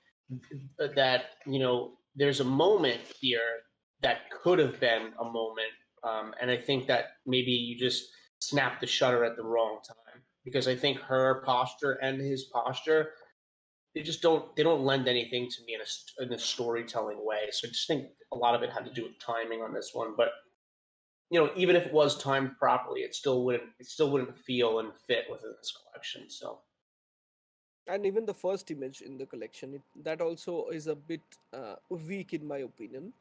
uh, it talks about loneliness, but if you look at it, that person is not lonely. He's it probably doesn't trying feel to, lonely. Yeah, yeah, looks like he's yeah. trying to read a piece of artwork or hieroglyphics within a wall or something like that. But I don't get loneliness from it. So um, yeah, Yeah. agree with that. And you see, a lot of our discussions are happening through titles descriptions, which mean that people do make decisive calls based on these two parameters as well. It's not just the photograph. So a lot of attention needs to be given on that. But I still feel that if the descriptions and the titles are worked upon, and that one piece in the middle is removed, I see this as a sold out collection, purely because the price is very affordable. So it Yeah. it should sell out. Mhm. And I love how the artist is using this battle between dark and light on these high contrast, probably middle of the day. Uh, really beautiful, and the banner looks great. I love this banner here. There's a couple of this image is not this image is not in the banner though. That image is not in the banner as well. I don't know. Maybe that's something in the future that they want to add. But sure, I don't have anything else on this collection though. I think the pricing is very attractive. I just don't think the the beach one fits. The properties need more than just black and white. I mean, I'm sorry, that just seems a bit lazy just to only put black and white for your properties when you could add one and you could add some licensing and stuff like that. And I think you spend some more time on your titles because they're obviously swaying our opinion and making us look at the image in actually in a different way. Yep. Cool. Let's move on. Okay. Again, we all start our conversations with two major pointers. Is one, the collection name, two, the collection description, because these are the first two things that fall into people's eyes, and then the banner, of course. Productive woman doesn't sound right, does it, Mike? No, It like you just said before, it could sound like, these are productive women, but other women are not productive or unproductive. It could sound yeah, that way. yeah, Also, it's a little bit like it's a little too like it's not open ended enough. It's kind of like you're just saying these are productive women. I don't know. I mean, if you like I said, I always like to think of things as movies. Like, would I use that as a movie title? Probably not, right? I'd probably use something a little bit more intriguing, a little bit more open-ended, a little bit more poetic. So I think taking more time on that, and we're not all going to have. It's not. We're not all going to have strengths in writing and titling and stuff like that. But that's where networking within the community with people who kind of do have that strength. Because obviously this person has a really strong strength um, in documentary photography and lighting and composition and building relationships with these people. But maybe someone else in this space has a really strong is really strong at coming up with titles and stuff like that. And so maybe you show them images and you can help each other. Like that's I don't. I know what my strengths are in the space, and I know my weaknesses, especially in my own work and stuff. And I have people that I go to for some advice and stuff too. But yeah, totally agree on the absolutely. productive women. I just a thought came in my mind that probably with the growing size in the space and a lot of artists coming here, in the first couple of months that I came in, I was also helping a lot of artists to write their descriptions. But it could become difficult because if you start writing for a lot of people and you have your own work, it might become a bit difficult. So I think artists can also start an incentive model. If you take services from one of the people to actually write out descriptions, maybe you can offer like 10% of the, not 10%, maybe 5 to 8% of the sales amount. I don't think that's too much, just to compensate for the efforts that they're putting in towards writing. And that could encompass not just the description of the collection, but they could actually write descriptions of the pieces and the headers, which eventually can influence purchasing decisions, right? That could become a parallel source of income for a lot of content writers. And I know Yeah, a I few mean, people. Yeah. it's always a give and take. It's always a give and take. Like like Anna Julia Gobb, she does all of the graphic design for like my stuff for pre-release. But then when my project comes out, I give her pieces for free. Like I give her some of the pieces. So it's like you know help the people that help you, like reward the people that reward you in a way that you think is justifiable to how they helped you. Like there's nothing wrong with asking for help. Like I'm not a graphic designer, so I'm not gonna and I don't have the time too, like outside of some other things going on to learn how to do that stuff. So I have friends within the space. That's the whole point of, not the whole point, but that's one huge aspect of like networking and building relationships with people, is that like people are going to have strengths that you don't have, and you're going to have strengths that they don't have, and we're all friends and we're here to help each other. And so like, yeah, figuring out how you can get that help from people, but also how you can reward them for their help, you know? So outside of just, you know, giving a piece to someone that's helped me, I make sure that every time I post my promotional stuff that I have, you know, this promotional artwork was created by this artist. And so that, you know, that they get that reach too. They get that engagement too from me promoting their own work. Yeah, that's important. That if you have that connection, nothing like it. If you do not have that, so of course that there are multiple ways of approaching it, and I suggest that if there's some sort of a incentive to go alongside, nothing like it. I would be very happy to also help people who are coming to me, and just to give them that bit of a suggestion of how to streamline their thought processes and then write something together. Because clearly here in this case that we see as productive woman, is actually not the way that you want to depict that entire story. And believe me, what you want to depict is there in that collection description in itself, where you say that unpaid family workers, women working in the field, in the garden, in the kitchen, they work and they produce, but they are not paid for their labor.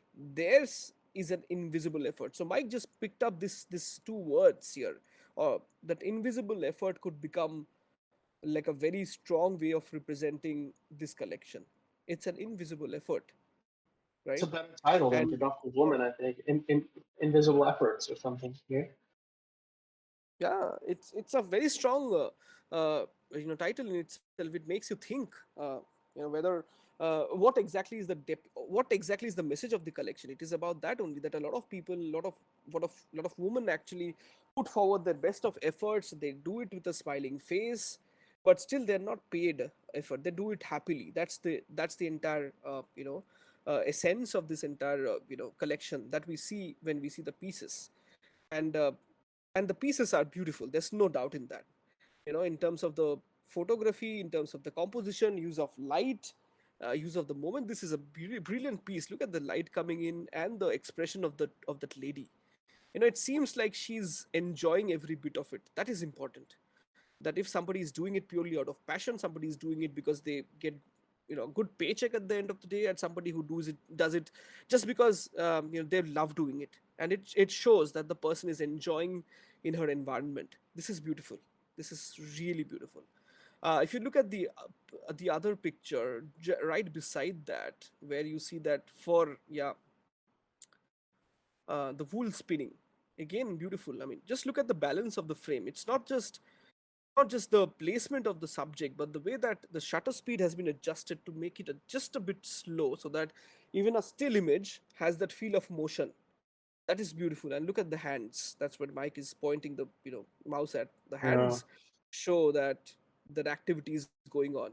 And not just that person, the one behind her, diagonal compositions are really very strong, by the way. That both the characters are in focus, which is also important. The way that the string has been held, the way that this person is focused on the job, it is a beautiful, beautiful environmental portrait of these two people, being in their workstation, purely focused on what they're doing, and they're probably quite content with their livelihood, which is also very important, that you are happy with what you're doing.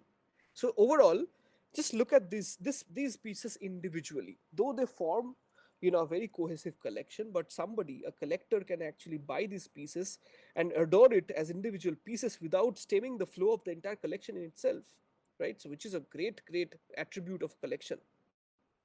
And it's a very short collection. It's just a 6-piece collection.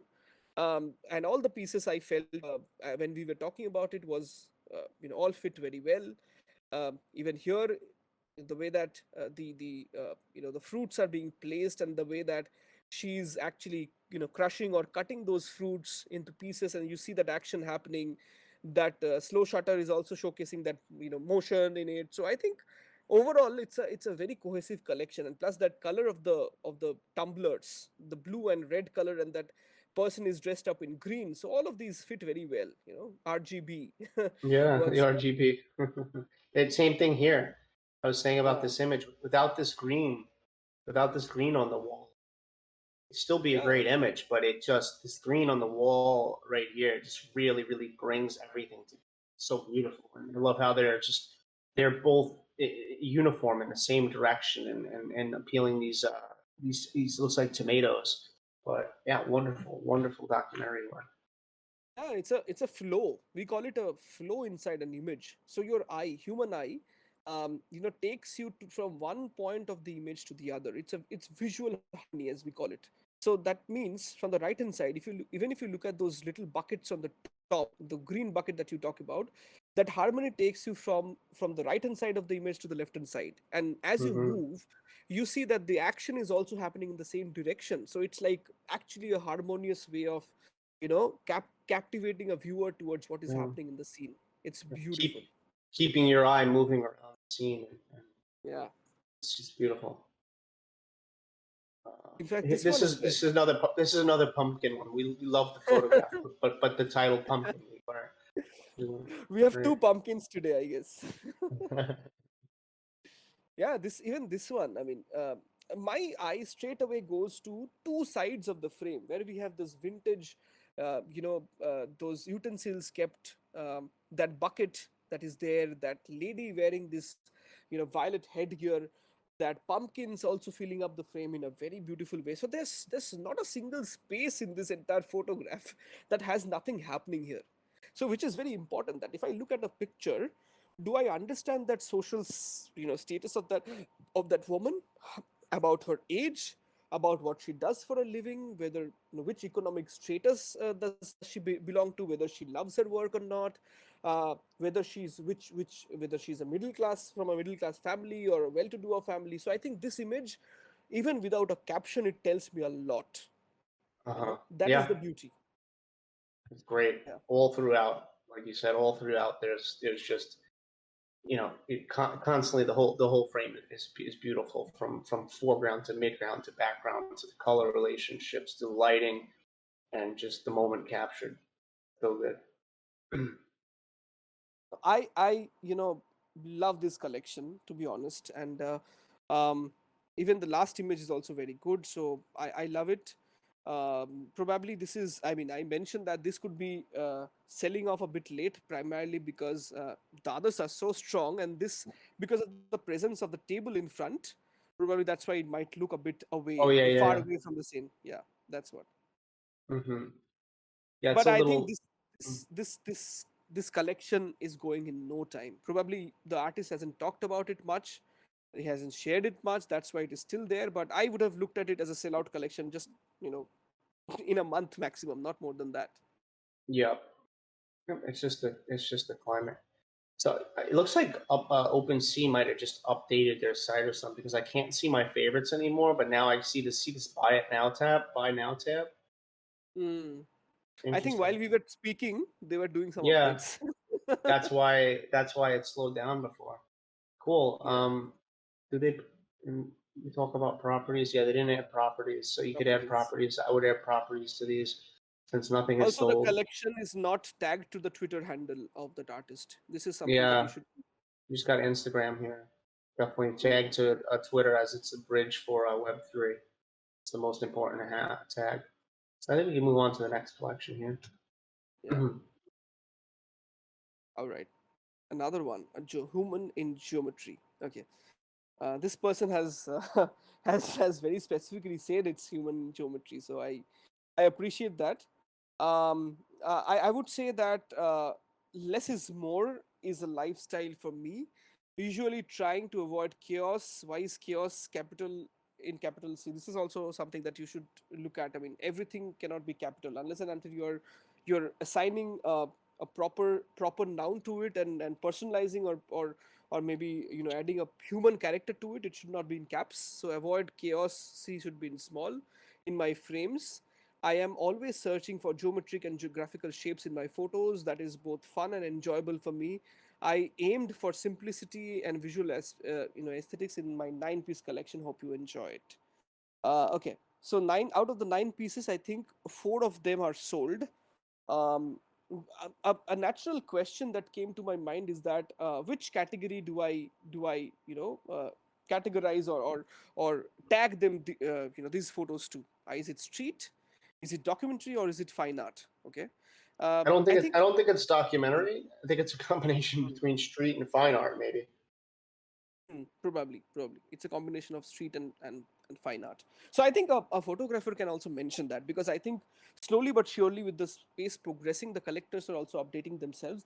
It will be better or good for them to also know that what kind of photography am I collecting. They will also question themselves at the back end and also understand these pieces more. It will be good for you in the future if you drop, say, a complete fine art photography collection. It will be good that the collector will actually take interest in only fine art, will actually come in there. So do mention that. Do clearly state that. That will be helpful for everybody. Let's look at that one picture that has been sold, the one that is in the bridge, What a which Mike, bridge. yeah, Oops. This was my favorite one, but yeah.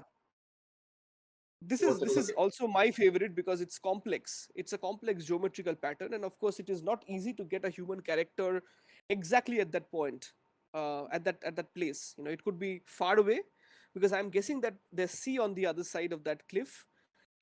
So it might have taken a lot of time of standing there. A bit of a distraction from me would be probably, yeah, that That little little bit, little piece. chunk. Yeah, yeah, yeah. It's funny. I was thinking at that while I was looking at this, I was thinking, Yeah. if you just clone stamp out that little black piece, and it's just the man with the rectangular doorway. Just a little bit sometimes can go a long way. It's crazy. Yeah, it will change that entire complexion of that image, but it will then become part of fine art collection. It will not remain a street photograph. So if you are ready to compromise on that part, nothing like it. So that's one thought. The other part is the picture that we saw just a while back on the bridge, which actually had a bit of a question mark in my mind. That is where I actually debated and thought that whether it's a fine art collection or not. Purely, I mean, it can happen that probably the bird would have come in a bit closer to that subject of that camera, or the person who was taking that picture, but it looks a bit unnatural to me that a human being with this shape, and the bird in this shape, and then I don't know the shutter speed, but the bird is in perfect focus. There's a difference, there's a gap between the human being and the bird. It actually confuses me a bit, but if you have declared it as a fine art shot, it's a beautiful shot, because it shows and the person's hand is raised. So probably, probably it's a friend who has waved at you, or it has been somebody who's trying to feed the bird, something like that. But it's a beautiful Hmm. shot, and it's a standout shot in the collection, in my opinion. It's a very different one from that entire set. Yeah. And again, no, No is properties. Hmm. yeah. All right, let's look at the ones that we thought are not very strong, like the one that's a triangle, the triangle shot. Let's try Yeah, this one. Let's try this one. Yeah. yeah. So one is that you have talked about humans, right? So that means human has to be properly visible as a subject. Uh, And because of the fact that you have increased the contrast a bit to make that black, texture, the human is well placed in between those poles. But then a major chunk of the human being is hidden because of that, because it's from far away, and a huge part of the body is not seen. So for me, that defies that entire narrative of the collection, which talks about humans in geometry. If I can see a human being, I might not be able to see the geometry part of it as well. So for me, it's not a very strong piece in the collection. Yeah, a lot is That lost is one. and it's a very dark frame. Most of the frame is taken up by blacks.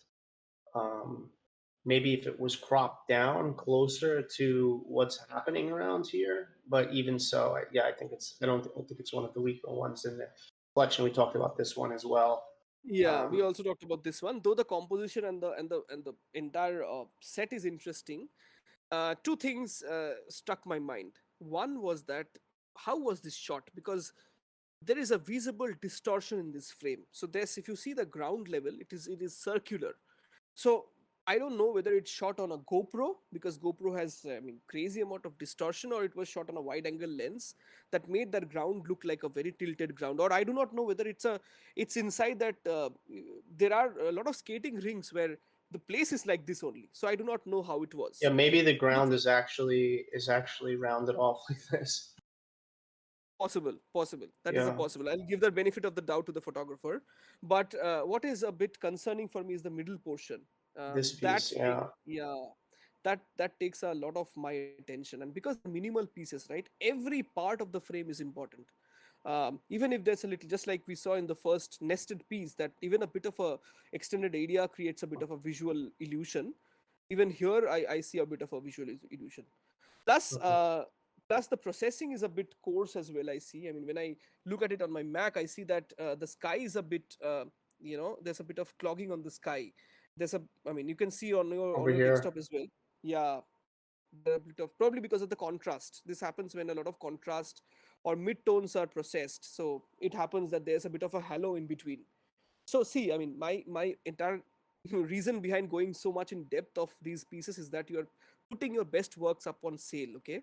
And these are your best works because it is fetching you money. So there's no question of underplaying in these areas. You have to be in the best of your skill sets. You have to showcase your most professional way of processing images. You cannot just leave blown out skies. I have talked with a lot of collectors, and the collectors hate blown out skies, believe me. I mean, two collectors have told me that this composition is crazy, but for I was referring to somebody else, and he said that it is a blown out sky. So please do take care of your processing, especially when you are using those curves, the tone curves. Okay, the tone curves are really really dangerous if you do not use it well. Okay, it can make your image look really dramatic, but there could be complex borderlines, borderings, some really difficult, some really bad parts of the image that might come in the sky, just like it has happened with this. But please ensure that all of these processing parts are taken care of. But, and don't want to say everything negative, but there's one picture that I particularly loved, is that the urban what is the name of that piece? I can't read. um Sorry, What's that here? this is the Umbrella Man. Sorry, the Umbrella Man. It's a beautiful beautiful piece. I loved it. Oh The yeah, fourth right one. here. I got it. Yeah, loved it. Look at the leading lines. Look at those geometrical shapes, not just in terms of the tomb, but the I guess that's a tent that's installed to protect people from the heat. um I don't know why the person is walking outside that, but whatever it is, he has given you a good composition, The especially because of foggy, that. yeah, that foggy layered background is really cool too. The layered mountains in the Very, background. yeah, that is also geometry, by the way. That is also geometry. Yeah, It adds to that entire composition. So this is my favorite image from the lot, because I think it's very candid too. It's a street moment. So well done on beautiful. that part. So then, if you ask us, Mike, I think two images probably might need to be cleared off. One is that this one, These triangle, two, and the other, these these two. first two here. Yeah, and then I think it would be a much cleaner collection. I definitely do. Let's look at the sequencing piece once. I mean, it's too good to be true. That's what I was. That's why I got the impression that this could be a fine art collection. I mean, look at this. Looks like it's like a it's a family tree. Doesn't it look Yeah, like a family tree? yeah. I mean, It goes from smallest to largest, right? It's look like these are like the top of ships or something, but to have somebody just standing there with an umbrella like that makes you wonder like are some of these, are you telling people to stand there like I don't know, maybe it's just that good, I don't know. It makes you yeah, question it whether or not it's actually a documentary or street or actually just fun where you just kind of set up yeah. the scene. And we are asking these questions especially because this is a session for documentary photography, right? Which is very candid, which is very unstaged, unblemished. That's how we look at it. So that's why if you precisely mention that it's a fine art work, we love the in fact, this will look beautiful on somebody's themed wall, on somebody's drawing room which has purely black and white photographs in it. I can imagine this to become a centerpiece in that gallery. So that way I love it. Absolutely cool. Human in geometry. So Yeah. it's an attractive floor price. I think it'll sell out eventually. I'd probably move those two pieces, to be honest. And that's really it. We're missing properties in a lot of the collections, so a lot of that's showing up, continuing to show up. So, Wild City by Emery. Yeah. This is one of our Wild favorites, right? City. Yeah. One of our favorites. So first of all, fantastic title. Okay, the title is incredible. I don't know what he has with cities. Somebody writes a mad city, somebody writes a wild city, but I think it's a very cinematic title, or maybe something that a web series would have actually adopted as a title. But what is a bit disappointing for me is there is no collection description. Yeah. In fact, there's no image There's no description as well when we there's no looked at. image description either. I think the reason there's Yeah. so many sold is just because the work is so good, but that it should, could take it a step further and have an actual artist statement and image descriptions here. But we have, we only have 3 available, so 7 sold. So Yeah. So see, really I mean, fantastic work. it's fantastic work. I mean, I know. I mean, some photographers are so good that probably they don't feel like writing descriptions. They feel that their work is, a strong, representation of what they are. But what I feel is that as you move closer and more deeper into NFT journey, you will face a lot of new collectors, okay, who might be interested to know what was your thought process. For example, this image. If I were not a street photographer, I wouldn't have even imagined that this is the judicious use of flash. Even Mike could not understand that what were those little particles on the top. Then I explained these are dust particles which are Hmm. accentuated by a flash. So, so believe me, Emre. I know Emre's work because we have been talking a lot on Twitter. Um, an artist does need to write a few things. I'm not saying that you talk about the story behind this. Write about what made you shoot something as incredible as this, and look at that plant or the shrub that's in front, that is almost touching that little balloon in between. That is also a Yeah. critical part. If he wanted, he could have avoided that part, but it is kept intentionally. you know um, Probably if this scene was being dealt by a landscape photographer, probably this part would have never made it. This would have never Yeah. made it to the final composition. But this is how a street photographer, you just take 3 different kind of photographers to one scene, and you will see them clicking very different perspectives of the same scenes together, because this is Cappadocia, and Cappadocia is a landscaper's paradise. And this is what a street photographer does when he goes to a place which is landscaper paradise. And that is why I say, Love Mike, it. this is probably one of those collections that stands out in the entire NFT space because of the Mhm. approach. Nothing other than that, the approach. Yeah, Okay. fantastic image. Still not collected. One of the only ones not collected in the collection. I think it's one of the best ones. One of the best ones in the collection. There's a lot of good ones, so let's be honest. Yeah, a lot of good ones. And I don't know why. I mean, maybe Sloika gives a better way of looking at pictures, but I love the interface that Sloika gives, and I know. images look even better. They do. I think maybe the resolution is better. We can see them at a larger size. We could just use the arrow keys to go from one photo to the next. It's a beautiful shot. Look at how he captured the dogs. They're right in each other's face. And the moment with the man and his daughter or son. Beautiful moment there. Just great photograph. Like the legs to the dogs, the legs to the humans, the legs to the tree, the branches, everything sort of complements each other, right? This is really interesting. This one, huh? Very interesting. Beautiful color relationships, beautiful geometry. Got the bird in there. Without the bird, it'd be a cool photo, but it wouldn't be this good. Yeah. Right? I know you talked about this one before. Yeah, the use of flash, and looks like it's a painting. I mean, somebody has painted it. That's what flash does. It adds that surreal feeling to images, if used properly, by the way. I mean, I have seen in the initial part of my journey, if you use flash in a very rash manner, your subjects in front of the frame will be completely burnt out. So that's why a lot of credit goes to the street photographers who use flash, because they know how to control the intensity of it. So that's Yeah. why this image is a very strong one as well. So they're probably just punching the power down so that the power's not so high that it just illuminates the front, but it doesn't overexpose. Yeah. Really Yes. good. True. This shot is like a lesson in This is, composition and photography, right?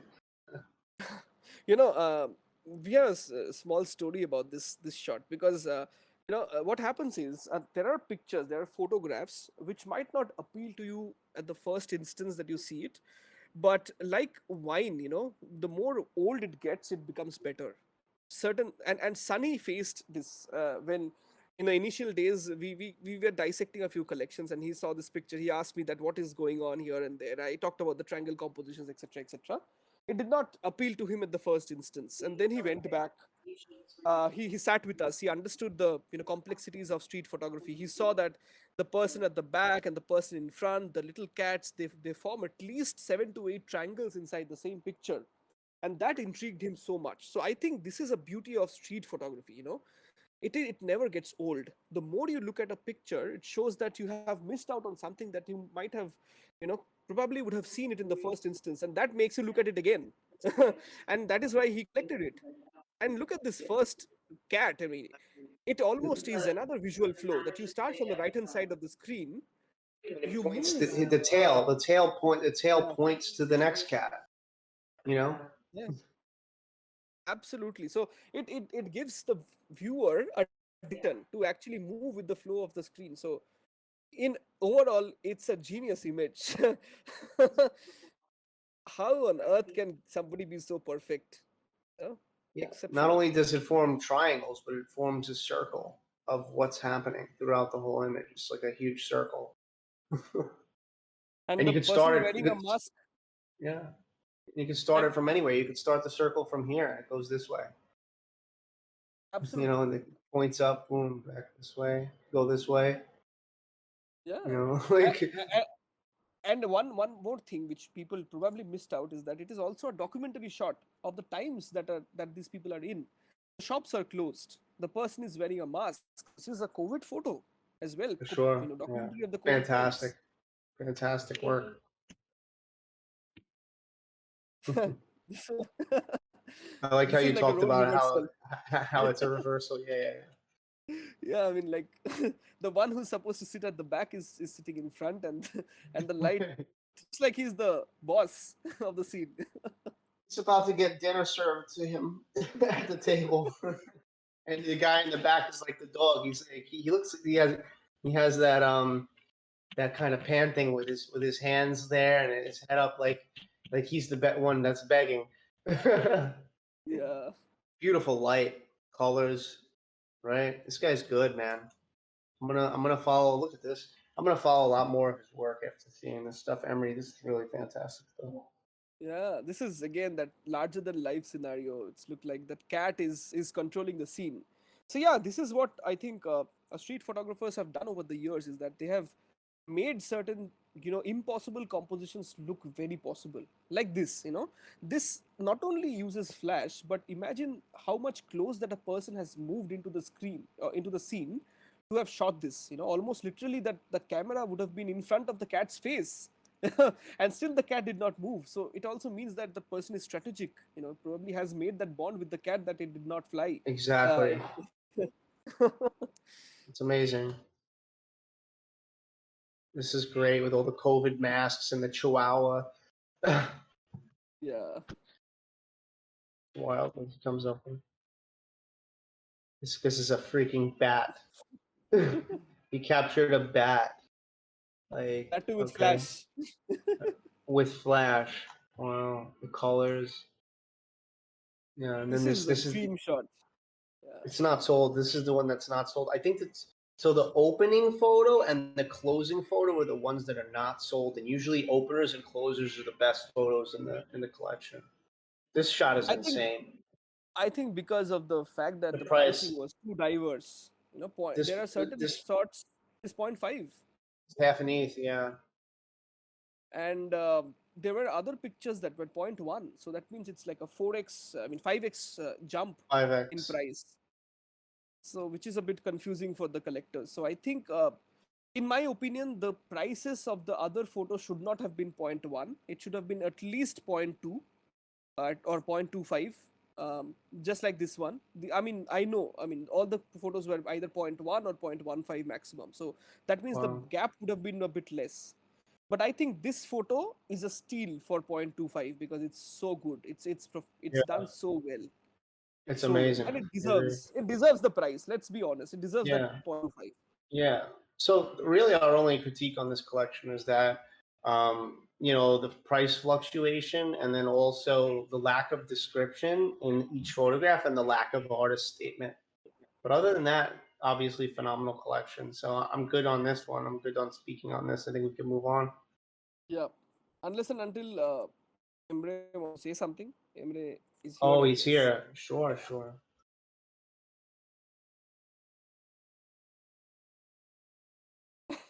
Goon is saying this has to be Turkey. I hear that there are a lot of cats in there. Goon, there's a lot of cats in India as well.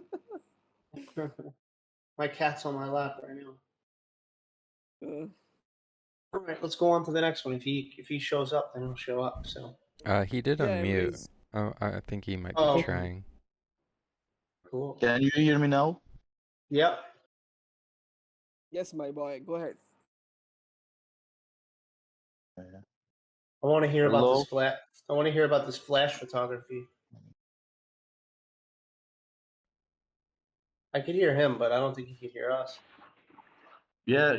Now, is it clear? Yes. Yeah, it is. Yeah, thanks for your opinions. Actually, it is always a pleasure to be in MetaJungle family. It is the first time for me to hear your comments on MetaJungle. And actually, I think that the only bad criticism about description, am I right? It was Yeah. about not having any description at all in the photographs, and not having not having a real artist statement. But we know that you're an exceptional photographer, so your work probably sold based off of the fact that these are genius compositions and beautiful work. But it's just a criticism for the future to even go that extra further step to have it more even more complete completeness within it. Actually, I have a huge respect, and I will try to do better about description in my next collections. However, what I was thinking is I try to write the description by the light, not in the words.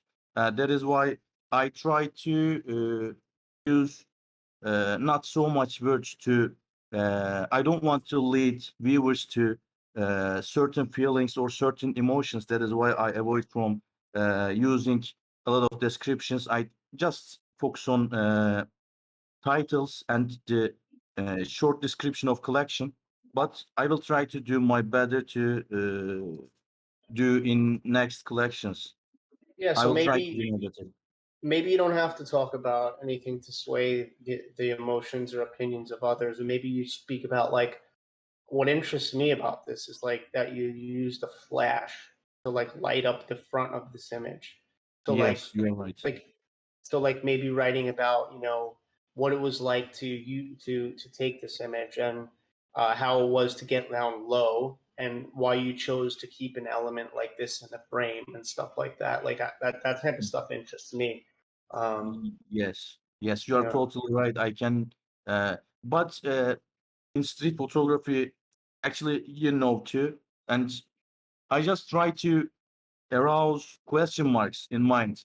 So when I write descriptions, and people know that, so I cannot arouse question marks. That is why No, I avoid Emre, from talking about Emre, descriptions. no.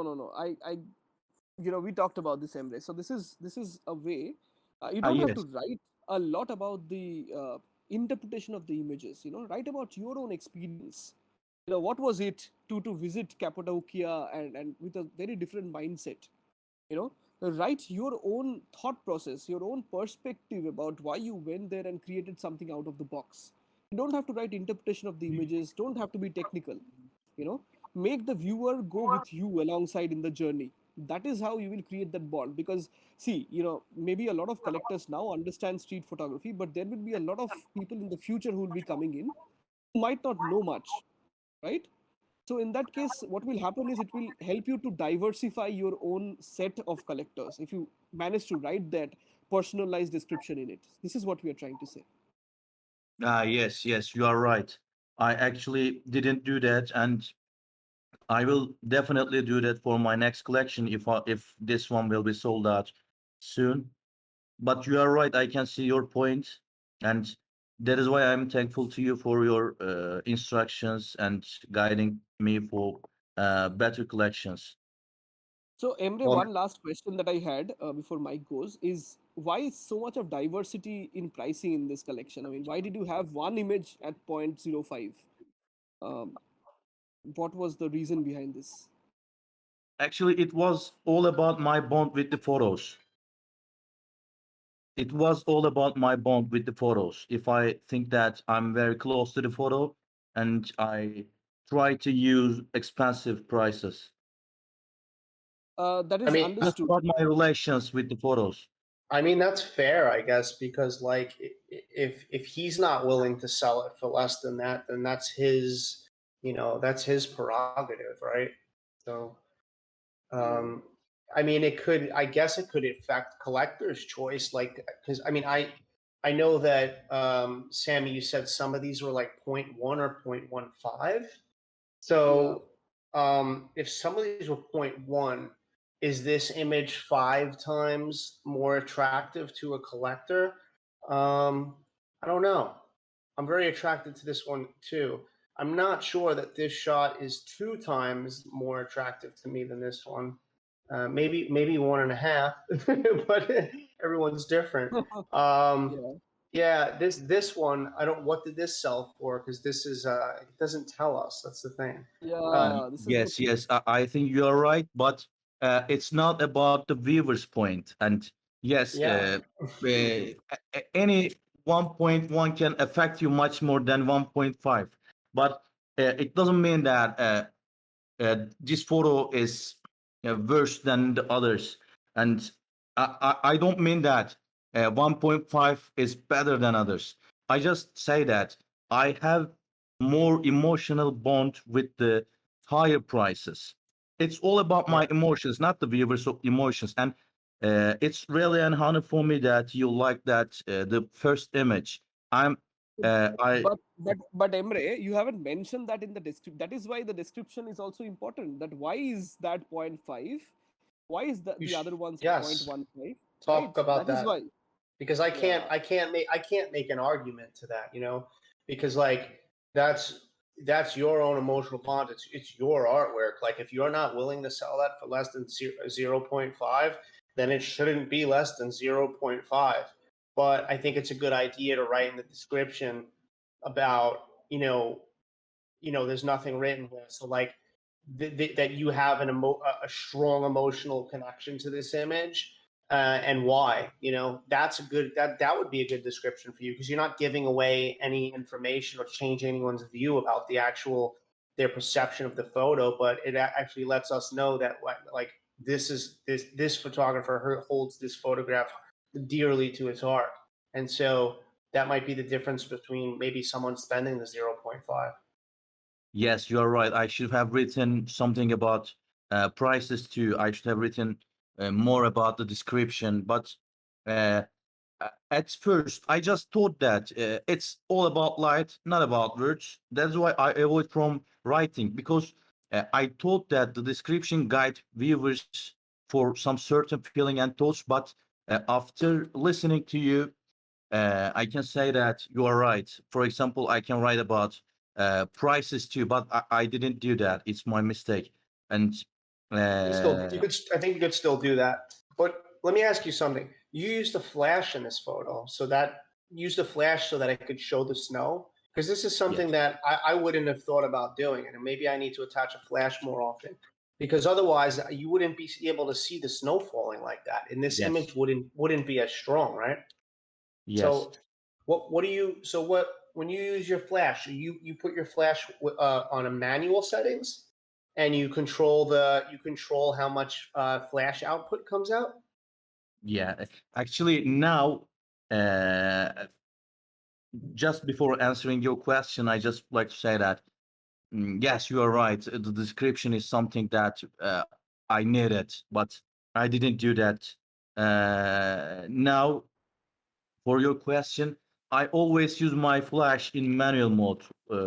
I just do that for my camera. I always use manual mode. Here I just again used one and one flash settings. My the strongest flash settings for my flash, and I used it, and I just did that to create some texture for this photo. And without flash, we cannot see that there is a snow. Snowflakes. Yes, Yeah. Yeah. we So couldn't see just that if I didn't use that.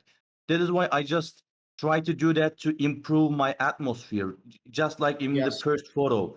In the first photo, I used the flash for the texture. Uh, yes, you can see here.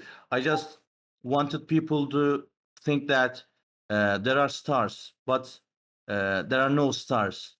These are What is that? stardust. They are Dust. just dust particles. Just want to highlight them. Just wanted to highlight them. How is there so many dust particles from the horse kicking up dust? Actually, it's all about horses and the wind, I think. Wind. There are lots of dust particles. Yeah. And so just for the listeners, he's not putting his flash at the highest setting so that he could light up this horse and man in this background, because it's not going to reach that. He's putting his power very high just so that these snowflakes could create this in the foreground that adds another dimension to the photograph, correct? Yeah. Yes, I try to just highlight the snow particles and avoid from do that for my objects, because I just wanted to capture them as silhouette with snow particles. Fantastic work, man. Awesome. Thank you. It's a great pleasure for me to hear that from another talented street photographer. Thank you, man. You're definitely making Actually, amazing I'm thankful photographs. to you Please. for sparing time for my works and telling your words, and they will be very beneficial for me to do that. The things you told me Well, in it's my NFT beneficial. journey. It's beneficial for you to be up here and to talk to us a bit about your process too. So you're helping people too. Thanks a lot for that, because this inspires me to maybe bring my flash out more often when I shoot some street stuff to get that, that atmospheric effect. It's so good to hear that. Thank you so much, Mike. Actually, uh, it's always a big happiness for me to be with MetaJungle family. And now hearing your comments about my works, these will really help me in my NFT journey. Actually, uh, I will do my best to do the things you criticize me. Yeah, you're already doing really great. So we can only imagine what you come out with next. So we'll be waiting to see it, Emery. Thanks, bro. Actually, Yeah, thank you too. we are looking forward to seeing what's coming up, and for that, this collection has to sell off really fast. And I'm sure after today's discussion, a lot of collectors would definitely take a look at it. And I'm hoping that this collection also sells off fast. Just one last small suggestion for you, Emre, because I have been following you on Twitter, is that you should not take a lot of breaks between two collections. Okay, even if nothing is there out or on the market for sale, you have to be active. You still have to retweet others work, post a status, post a photo. I saw that you had taken a bit of a gap between the second collection sold off, which was, I guess, around 1 day, 1.5 days, and then you disappeared, and then you again came with another collection. This is a Actually, problem which a lot of collectors, I mean, a lot of artists face. Yes. thank you too, Abi, for your comments and opinions and suggestions and criticisms. But I just would like to say that this is my final exam week. I'm a university student, and I actually cannot spare time for anything. But I try to be as active. Uh, I try to do my best to support other members of the community. Uh, but the university things always make me so busy. In spite of that, I try to be more active. Uh, this week is already my final exam week, as I said. Uh, that's all, and I'm thankful to you for your comments. They are all very precious for me. And actually, thank you Cool. for listening to me too. Cool. Sounds good. Sounds good, man. Well, thank you. Thank you too, dear Mike. Cool. Awesome. That was a great one. Guess we Great can move on. conversation. Yeah, I guess we Yeah. can move on. I love having the artists come up and speak. It's always adds another dimension to the AMA. So my eyes on Myanmar. And yeah. So so probably the first foundation collection that we are reviewing tonight. So first, let's take a look at the description. Myanmar is a beautiful country and rich in culture. I have traveled around the country and created photos, storytelling images of Myanmar people and places. I've recorded these photos with my own unique perspectives according to the way I see upon Myanmar people and culture. Quite a few of these photos have been recognized and awarded in many international photography competitions, one-of-one editions. So the first thing that brings a question to my mind is that because we know how foundation works, a lot of people do not mint all the pieces together at one go. So I do not know how many pieces will the final collection have, because there are hints of other pieces that might be added at a later stage, especially in the first row. Yeah. Yes. When I and Mike were looking at it, we saw the first row, which they had 3 pictures which are not featuring in this collection yet. So maybe there's a plan for that to be included. But as of now, let's look at the ones which are there. Okay. Let's look a bit of a history about Zerulin. I actually went to his OpenSea collection and I looked at it. I saw that right till now he doesn't have a sold out collection yet, though his works are fascinating. His works are brilliant, and it takes time for a few people. It cannot happen at a speed of light for each and everyone. We have to take our own sweet time. Um, and that's why what actually bothered me when I came to the collection is that it is really high priced. All the pieces, even this one at 0.9 ETH, there's 2 pieces at 2.5 ETH. Okay, though the pieces are fantastic, there's no doubt in that. The light coming in both these 2 pieces, this one with that activity happening, with the relationship between a father and a kid, beautiful sunbeams coming in, those little buckets in front, that wretched household. It's a very beautiful piece in itself, but for somebody who is selling pieces at 0.12 in his OpenSea collection, I think it's a steep jump for somebody to quote 2.5 ETH.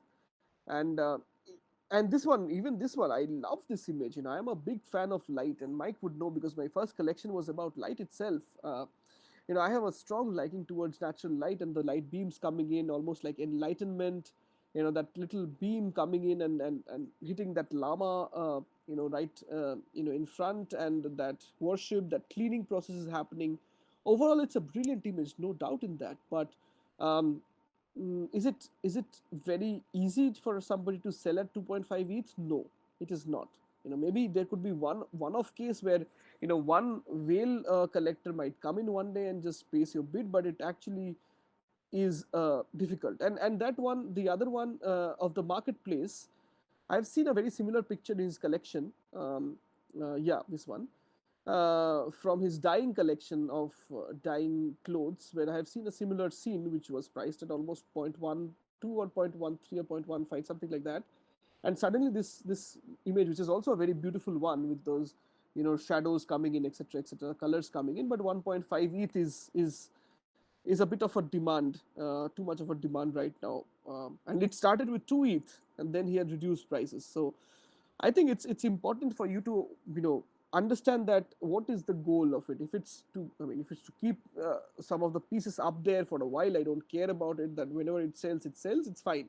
We have nothing to tell you. But if the floor has to move and you have to have that constant flow of ETH, I think it has to be a bit realistic. Just like this one, okay. This image, though it's a good documentary shot, but I don't see any pattern breaker, prominent pattern breaker, except the fact that the second row there's a person who's a bit low in height, and that's why the pattern has been broken. But other than that, I don't see something really exciting happening which can actually get you that 1 ETH. Okay.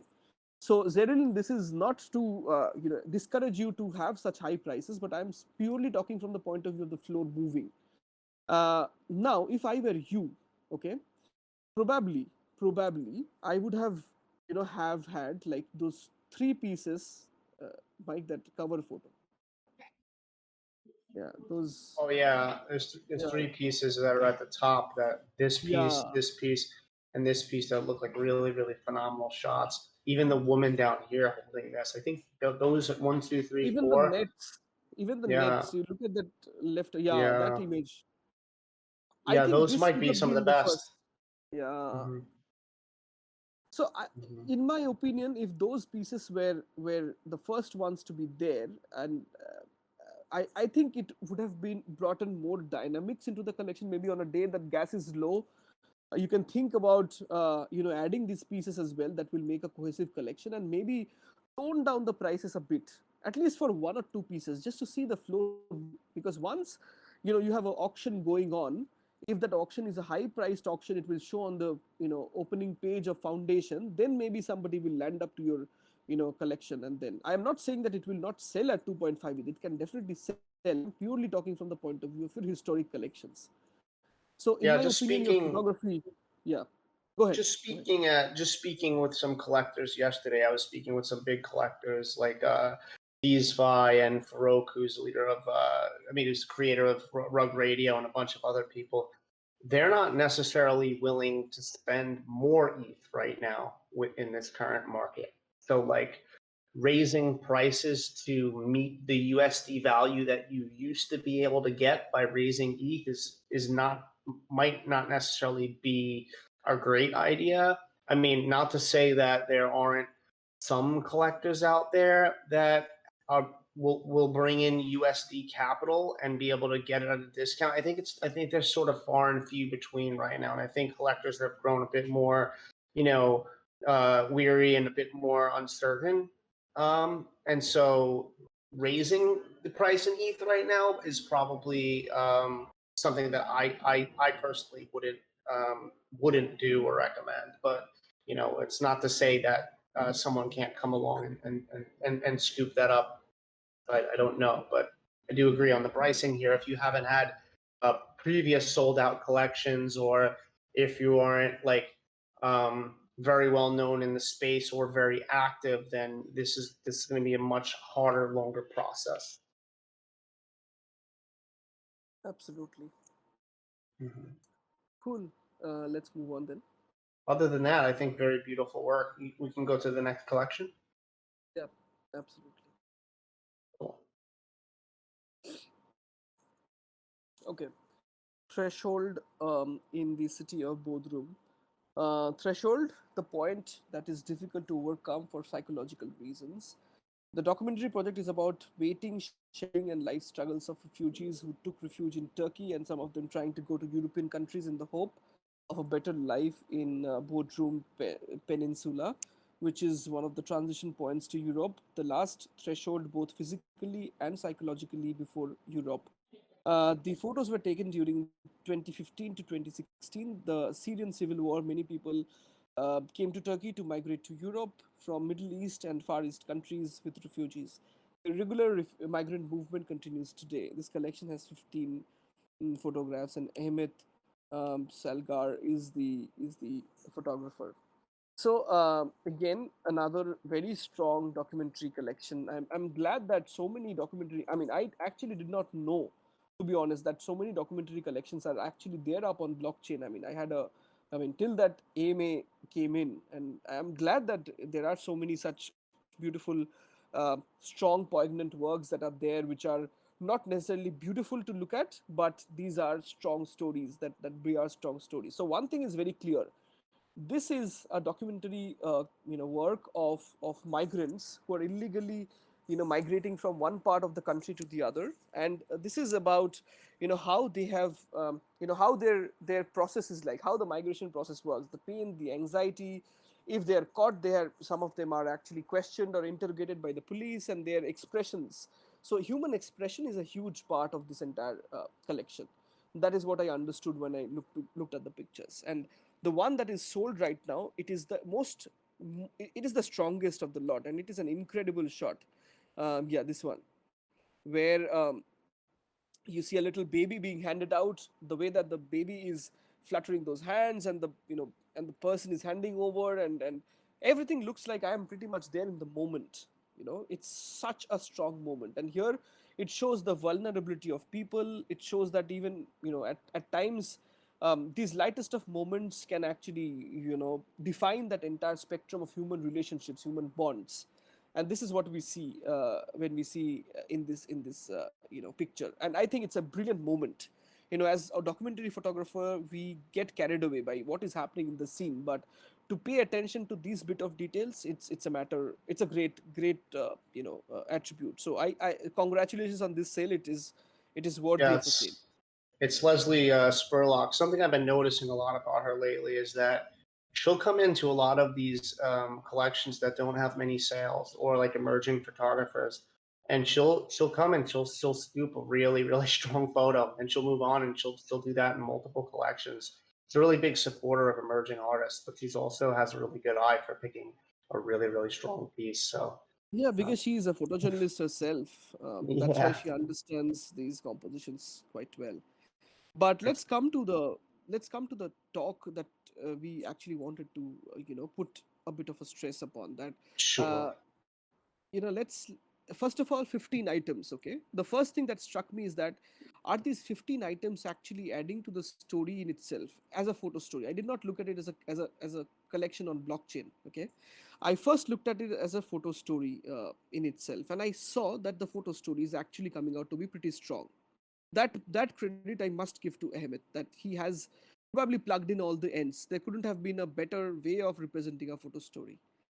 Yeah, But I mean, uh, when you look at it from afar, right, yeah. it looks like there's a lot of similar images. But as we talked about, when you actually go in Mm. and you look at this one like nervously, this one, there's actually a lot going on here. These two gentlemen in the back, very strong face, and this contrast, this beautiful photograph, right? There's a lot like that when you go in. Um, but there's definitely room for culling on some of this on some of these shots, right? And I didn't mean to jump over what you were saying, but I don't know if you were leading to Yeah. that point. No worries. Yeah, absolutely. I was coming to that part only. That when we look at a photo story, we look at all the photo stories together forming a strong storyline. At times what happens is that's why I mean some of the pictures, though individually might not be that strong, but they still fit into that groove. Now, as an NFT collection, something that a lot of artists forget is that probably collectors are not buying each and every photograph unless and until it's a collection of editions and people buy a bundle of it. So that is how probably they become a part of that entire storyline. But it is a one of one collection. So what is also important is that these individual pieces should also be individually storytelling as strong as the entire collection as a whole. Okay, and that's where I look at a few images like the one that is in the center of your screen right now. That yacht, I mean that ship, where a lot of immigrants are actually coming in. Probably this is a strong image purely from the documentary side, that you are capturing that how crammed it was or how many people were actually on board. But to be honest, in this entire collection, if somebody just buys this piece, would he be buying into that entire storyline of the collection? Perhaps no. I mean, probably this could be the strongest of the lot in terms of the story, but as an individual one of one piece, it is not that strong enough to be bought. And then it is called disappointment. I do not know why is it called disappointment, but I do not. Uh, I mean, I have no reason to find it as a disappointment. It could be a crammed space. It could be a purely a documentary shot where actually people can, where you're seeing how many people are going from this side to that side. That's it, something on those lines. So I think, and of course the crop. To be honest, I don't like that crop the way it has been done. In fact, the part of the sail has also been cropped off, and it does look a bit weird in between the other pictures which have a very similar aspect ratio. So it has been cropped a bit from the top. Not sure why. Okay, so probably one of the images that might find a bit of a difficulty to make a mark in that. Similarly, the other one on the left hand side. Okay, the man sitting with those, yeah, this one. Um, okay, maybe as a part of the collection, when I look at it together, it might make sense. But if you look at it, this image can happen anywhere in the world. It can happen in Calcutta, it can happen in London, it can happen in Germany, anywhere. This is just a man who's just leaning on the back of a wall. So when you are curating, that's why these curation skills come into into being when it comes to such collections on the NFT space, is to trim out some pieces which probably do not add any specific value to your entire collection, like this one. I would have culled it out for sure. I mean, in fact, the patterns on the back of on the white part of the screen also do not add any value. I mean, this is a very normal shot which is not adding anything to the story. And if you see all the lines, I mean, only one image is in vertical. That Mike also This one, pointed yeah. out. Yeah. It's So called this is like a very, anxiety. It gave me anxiety yeah. because it's only vertical one.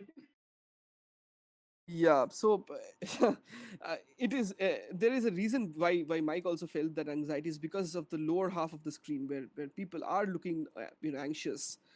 In fact, there's a little head that's popping up on the other side of that little bar, which also that eyesight is also anxious. But probably it's a personal call. Mike. Mike at times says that.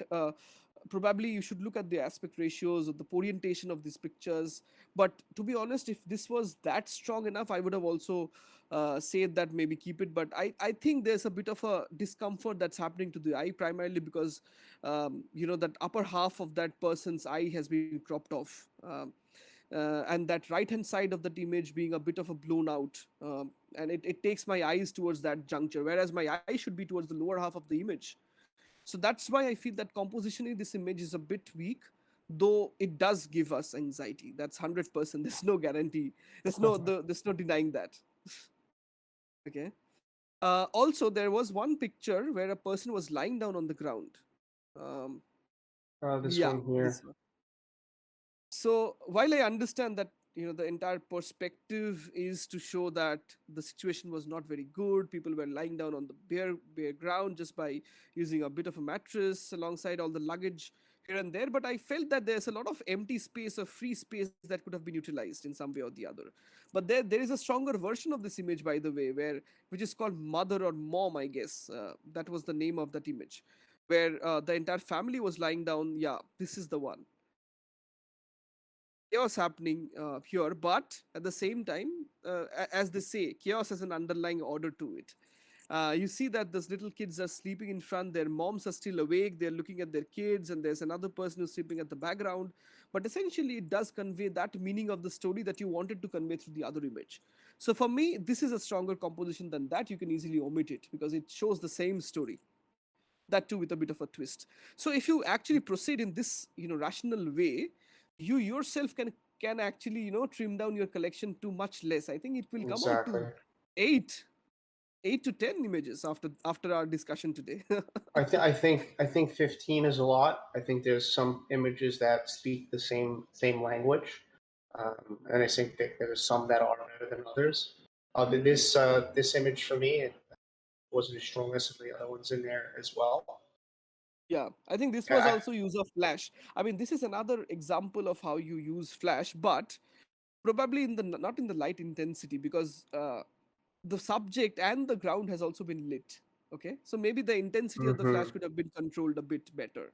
But yeah, yeah. as a one of one piece, I don't think people would be very keen to buy it, because it doesn't add any specific value or doesn't give out the entire story for me. So you might think about even culling it out. I mean, I think the biggest thing for this collection is just culling down images to highlight the ones that really stand out as the strongest, so that we're not getting lost in trying to find those ones. Because there's a lot of black and white, right? And there's a lot of images that are very busy with a lot going on, and some of them you move into and they're not as busy as they appear. It's just that when you look at them all together, it feels very busy, and so the comma between some of those would be quite nice, or just to have a lot less of these some of these busy shots. Like this looks busy from afar, but when you zoom in, get But closer it's to a the very strong image, shot. it's a beautiful So, shot. Exactly, like there's crying in here, and it's called moment of diagnosis. So there are a lot of strong ones like this, to be quite honest. But I do think that the images that could be culled down to make a tighter and stronger collection that also helps for an easier sell out as well. So, but and yeah, I guess otherwise, And the titles have to be worked upon as well. Anxiety, instinctive, father, dream, refugees. One image is called refugees, so be a bit more. I mean, this is like a common, This is good. Moment thought. of diagnosis, like that's a good Yeah, one. You this is a know, good one. Yeah. things that are a little bit more open-ended or a little bit more seem like a movie title or a little bit more poetic, sometimes work really well. Um, but But again, sometimes, what I yeah. was discussing with you is that all these documentary collections need a lot of talking. You know, you just can't share it once and forget about it, Twitter because Spaces, yeah. Twitter Spaces is a must. Writing about it on a regular basis is a must. It is a very moving subject. Let me be very honest about it. The illegal migrants is a problem even that India and Bangladesh also face in our own part of the country. It happens across various parts of the country. So it's a burning issue. So if it's actually marketed properly, if it's actually the story is told very regularly on Spaces, on threads, on your own, wall, whenever you write about it, what made you go and capture this? Why is it a pressing issue? Because if the collectors do not understand the reason behind you investing so much of time, effort, and energy, maybe risking your gear at times, because these scenes are not easy to capture. There's a lot of policemen all around. I know the pain of a documentary photographer, but it also needs a bit of a talking, because the space is not yet ready for documentary photography. Dilek has started the movement, but it is upon us to take the baton forward. So let's do talk more about these things, and then probably there's a chance of this selling out at a faster pace. Sure, and let's look at. I mean, since you haven't sold many, at adding some nice properties in here now, since a lot of collectors are looking for those properties, which are the metadata. So at least one for edition one of one, another for licensing, and then the rest are up to you. But I would say that those ones are the ones that we'd really like to have in there. Minted 4 months 4 months. ago, 4 months ago now, so only one sale. So really want to be talking about this in Spaces and probably call down some of this collection. And like I always say, pick a photo, um, pick a photograph, and I don't know. I continue to go back to this one. That's really strong to me. And maybe talk about that photograph on your Twitter. Just write a little story about it. Ask other people to how does it make them feel, or and then with a link to your collection and what it's about.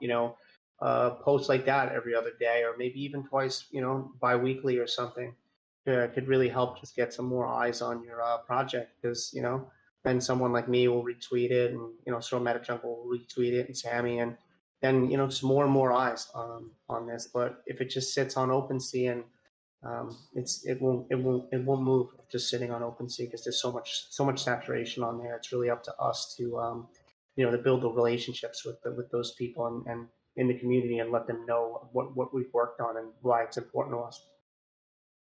Absolutely, and also do not forget your one-of-one collections in this market of editions.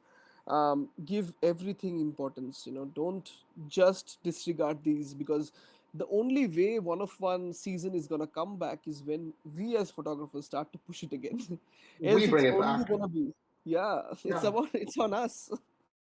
it is. I mean, we dictate the course of the space, really. I mean, like, we're so early, like, we're building the space, we're dictating the course of the space. If all we talk about is additions, and all we showcase is additions, then that's where all the interest is going to lie. Then a lot of people probably aren't going to be looking at one of ones. Part of the reason why I wanted to bring back the one of one AMA, and I'm glad that we did, because I think there's a huge place for one of ones. I think collectors, for the most part, admire one of ones more than anything else, because they're the only ones that have it. Part of collecting is owning something that a limited amount of other people have, and if it's a one of one, then you're the only one that has it. So bringing that focus back to one of one is definitely very important to me. And so I'm glad we went along and done this. Went along and did this AMA and talk about some of these things, because it seems with stuff minted 4 months ago, a lot of people are just forgetting about their one-on-one collections, and they're trying to just focus on additions. And so I know myself. I've went to a strong focus on editions, but I definitely have considered th- keeping my one-of-one collections alive in some way through incentives, or just removing some of them and having less of them or burning some stuff on Foundation, having less of them in existence. But yeah, not just leaving the collection to sit, but figuring out Yeah. ways to actually have it move. And if you look at it, you made your biggest one-of-one sale in this market of editions, right? So it did I work for did. you. Yeah, 1.5 ETH is my largest sale. Happened during my edition run, and it's because I just I never stopped sort of being in the community and talking about my work, and that sale just happened because I was in Fred Fuck Render, I was in his Discord, and we were talking about NFT NYC, and I said I had some pieces in the show, and they just were people in the chat were like, tease us, show us pieces in the show, and I showed pieces in the show, and he's very active in his own channel, and he really liked it, and he just said, roller coasters is in my wallet, and I was just like blown away. I was like, what, really? Like, I just sold a one-of-one for 1.5 ETH, and the only reason it sold is because I was communicating with I was conversating with people in the community, and I was telling my story. I was telling what was going on. They didn't know that I had photos that were going to be displayed at NFT NYC, and I just happened to tell them since they had their own show that was there. I said, and that's the way it works. Keep your own work alive, and forget about your older work because you come out with new work. Don't forget about your sold out collection just because you've come out with a new collection. You keep the too. It's very important for the longevity of us as artists to not be starving artists and continue to make passive income is going to be through our secondary markets. Cool. Sounds good. Yeah, man. Let's talk about the next collection. It's the last one, right? No, we have another one after that. No. What? No. We have Life in Village. What one do we have after that? Okay, no. Yeah, one collection. I had Niazi's another profile, OpenSea profile open there. Yeah, one collection there. Cool. Sure. So Okay, Life in so Village. Life in Beautiful. Village. Yeah, excellent work. Let's look at the description. In this collection, I focused on the agricultural activities and trading struggles of people living in rural areas. In these lands, women and children work like ants in all seasons. Love that analogy, to be honest. These photographs, in which I describe the difficult village life in equatorial geography, contain wonderful stories, emotions, colors, and contrasts. My collection, Life in Village, consists of 12 unique photographs, and they're one-of-one edition. Beautiful collection description. I loved it. That there Me has a too. link to, yeah, his profile. His probably the only thing that is missing is the Twitter link. It is not there. That is probably something that probably could have been taken care of. But other than that, all these things, the All these properties, properties. Yeah. the Great. description, these are excellent. I mean, I'm a bit surprised that he doesn't have any sale till now, because all the pieces. I mean, I and Mike were trying to find out which piece can we suggest if he wants to cull it down, but we could not find any, because this is probably one of the None. best. Yeah. Ah, None. They're all great. They're all really great. Um, there's a bit of they're all 0.25. We have one that's 0.3. A little bit confusing. I think they're all so hmm. strong. Maybe as a reason. Winter is always tough on these lands. People grow many crops to spend the winter comfortably and dry most of them for longevity. This room and the corn drying in it caught my attention in this house I came across in one of the Anatolian villages. The light from a small window created a wonderful atmosphere. It made the facial features of the model and the corns in the room quite obvious. The harmony of the colors in the photo was perfect. So yeah, a little story about the photo, but no real indication as to why it's priced at 0.3. Yeah, I can only imagine that maybe this photographer just thinks that, or not thinks that. I mean, maybe this photographer has a stronger connection or relation to that photograph. Either way, it's not far off from the 0.25. Yeah. So Yeah, it's okay. I think it's fine. I mean, if he wants to accord a bit of priority because it's a bit of a light and shadow based photograph, or maybe he took a bit of more effort. But I love this piece, the one that is there up there, because of the backlight. The the hair of that late girl is lit so nicely. But I think by this could be a very outlandish or a very, I don't know whether it's true or not, but because we see a lot of similar looking images from various tomato fields, or those spice gardens, women working. In fact, in this AMA we had like two such collections. Do you think that this is also playing in a few collectors' minds, that maybe I've seen something similar in the past in the space, and then they're actually comparing these images together, and whatever they feel is strong enough, they're collecting it? That could be a reason maybe behind it. I don't know. Maybe I know there's a lot of dried chili pepper Mm. images within the MetaJungle community, because there's a strong focus on Turkish photographers and Anatolian work. So I think that's a big part of the process. And so those red pepper photos are just it's a hard photograph not to want to take. You know what I'm saying? Because there's so many layers, and that red color is just really beautiful. So, but I don't know. I don't think there's as many collectors that see as many Anatolian um, projects as we do, just because the Turkish community is so large within the MetaJungle space. So I don't think that it's a concern, I guess, but I do see a lot of. Yeah, but the pictures are simply fantastic. All the pictures that we see, especially the composition. I mean, compositionally they are very strong. The way that these activities are being highlighted, the way that if you look at that entire scenario where that lady is sitting and then working on that, I think, piece of carpet. The door, the painting on the doors, the little handicrafts on the wall, that even that little white portion towards the back of that image, everything contributes to this.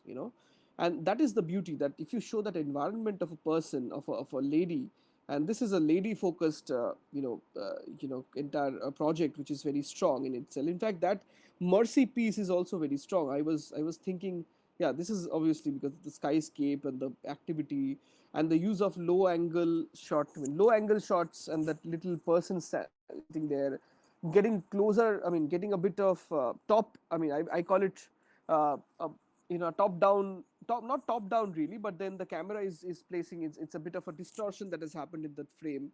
That adds to the drama of a picture. I really love that. The skyscape, and you were talking about that blue sky, and that girl picking up that plucking that leaf. Oh, Yeah, this golden green. Yeah, I love the shot. yeah, this is beautiful. Beautiful. The greens, the blues, and the reds, I mean, they actually merge very well together. So the artist actually knows color combinations very well. This is a evidence of that same. And I was talking about that one picture that people might not see if they do not click on it. Just go down a bit. Yeah, that first What's the image name? of the Oh, here, yeah, this Mercy. one, That's the mercy. first. That's the first one I actually opened up when you were reading the artist statement, because I Ah, don't know. I just wanted to open that one. It's a beautiful shot. yeah, it actually says a lot. Okay, if you look at the lady has a lot of bandage around her head. I do not know whether that has been a part of an accident or what exactly is it. It makes me think, uh, if you relate to these, at least when I look at collections, because I and you also collect a lot. So all of these things matter to us. She's sitting on the floor with the carpet on, and there are kittens. Whether it's a bandage or it's just a headgear, we do not know. That green door beside, that rugged walls, that floor with a bit of a chunk coming off. So uh, overall, it's a very strong picture in itself. It tells me everything about the lady without even me reading into the description. That is the beauty Yeah. of this composition, right? And the properties are very well done. The descriptions are very unique for each of these pieces. So I think this is like a the last collection is probably a depiction of how a collection should be made. Well, that's Very that's well. why I set it up. That's why I set it up that way to end on a collection. That's a great example.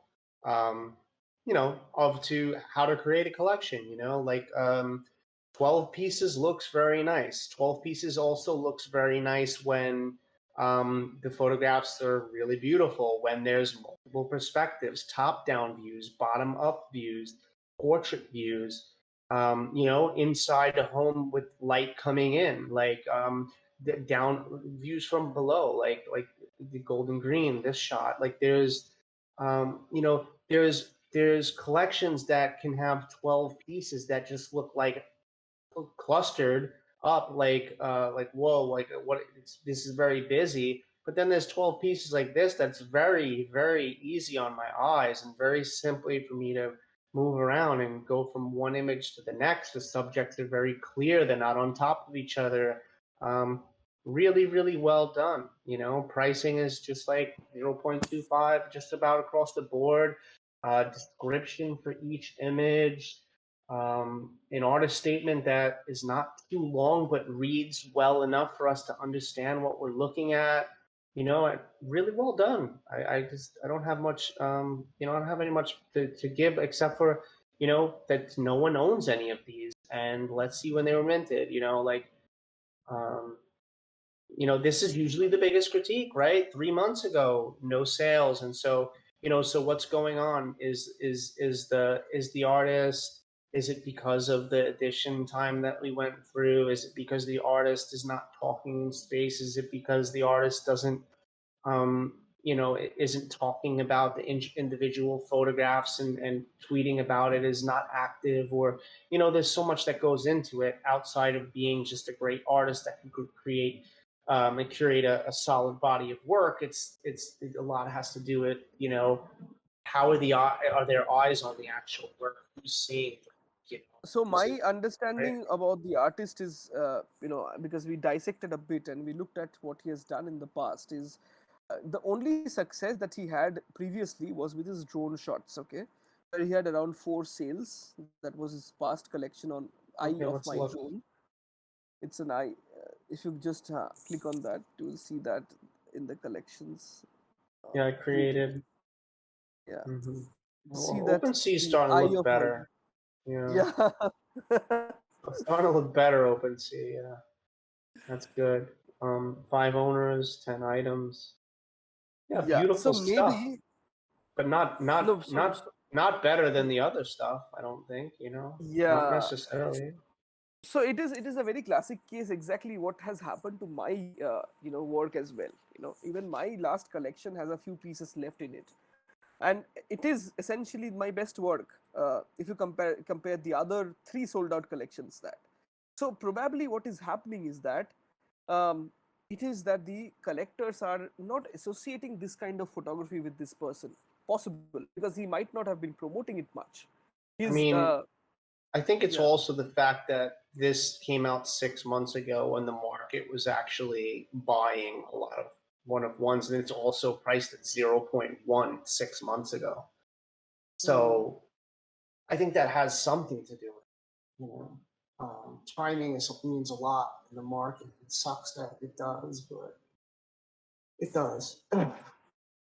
It does. It does. Yeah, And yeah. right now, even the spaces. I mean, look at how the spaces were functioning just about 3 months back, where we were having continuous spaces on collectors' perspective. Now none of these happen. We are Yeah. slowly but surely moving out to very very different kind of spaces. Like people are doing dark rooms on Sloika. Even if you look at it, the chill spaces have also reduced. I mean, there used to be like at least 5 per week, per day, sorry, not per week, per day, and now it's probably just 1. So we are also Also, evolving. Yeah. yeah, but I mean, if you think about it, there's some positivity that comes along with this, and it's the fact that a lot of the noise will be cut out in this space, and a lot of the people that maybe were here just for a cash grab or just to sell their work, maybe will fade out a bit, and so um, it's going to take a lot more than just being an artist to stand out now, right? I think it's a lot more important to have a collection like this where, you have a good artist statement and, you've checked all the boxes and, you've got great descriptions for each image, and you have the properties, and beyond that, you're a good person and you help other people, and you talk in the spaces, because now if you're someone who talks in spaces or does educational stuff, you stand out even more because it's less saturated. So I think things are tightening up a lot, and I think that if artists want to survive within the space, that the best thing to do right now is to be creating artwork, and to also be building your brand, and helping others in the community, so that when the next bull market or whatever does come back around, that you already have an arsenal of artwork that you've created. You have a community of people that back you because you've stayed here when times were tough, and you've helped them when times were tough. You've showcased their art. You've focused on your own. So I think it's a good time to kind of just relax and breathe a little bit, and focus on your art and the space. And because it's a bit toxic when there's a lot of euphoria and the space is moving very quickly when in a bull market, because your people aren't focusing on their secondary. They sell out a collection, they want to move right on to the next collection. And I'm guilty of this. I've done this too, because my own psyche was messed with during a market that was moving so fast that I didn't know how to react to how fast it was moving. And this is a time for us now to kind of slow down, reset our focus to what's really important within the space, and that's the community. Honestly, it's cliche to sound. People use the word community as a buzzword, but a lot of us don't. A lot of us are here for these relationships, and go to the in real life events. If you can go to NFT NYC or the events that are nearby you, and meet people in person, and you know it's a good time. It's a good time to slow down. It's a good time to see the difference between a hyper euphoric bull market and a slow bear market. So that's what I would take from it. That's what I'm trying to focus on right now. Yeah, it's a great point that you made. That you have to be relevant to the space. You have to be educational.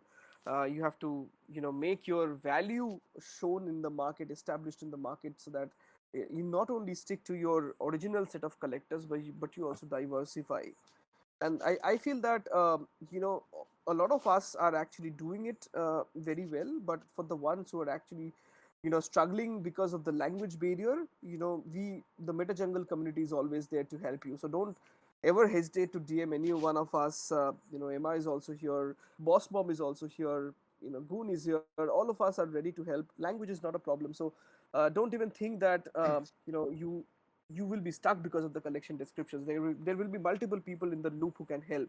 And I think I saw somebody who's offering a utility as well to some of their collectors, that if you are an artist and you want to collect from me, I am going to help you for your 5 future collections to write about the description. So that is also a very interesting utility that I saw.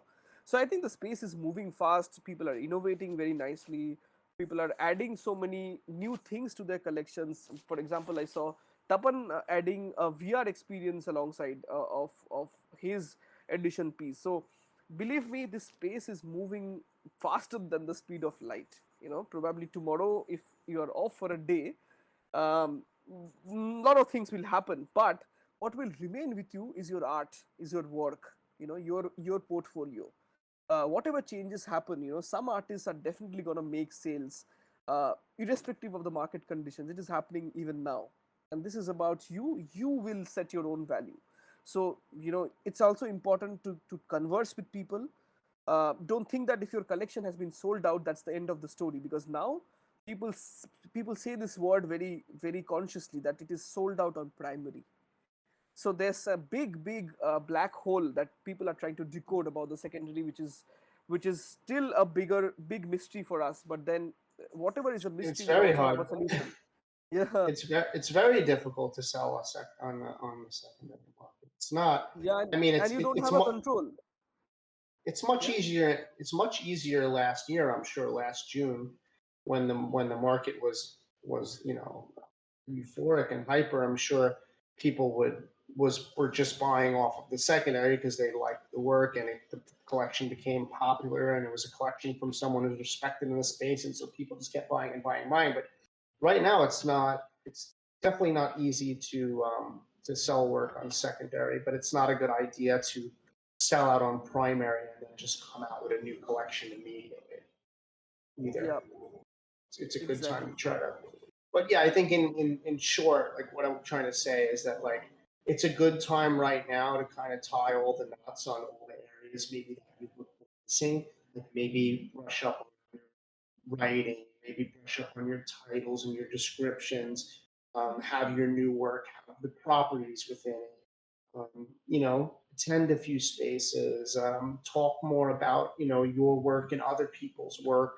It's a good time right now to do it right the first time and not put out a sloppy collection, because the sloppy collection could sell 6 months or a year ago, but it'll be much harder now. It's going to be much harder in a space now where collectors are much tighter with where they're gonna actually use their ETH and what they're gonna spend on it. And it's gonna have I think it's gonna go more to a lot of artists that are showing that they're willing to put in that extra work because of their passion and that extra work within their collective bodies of work.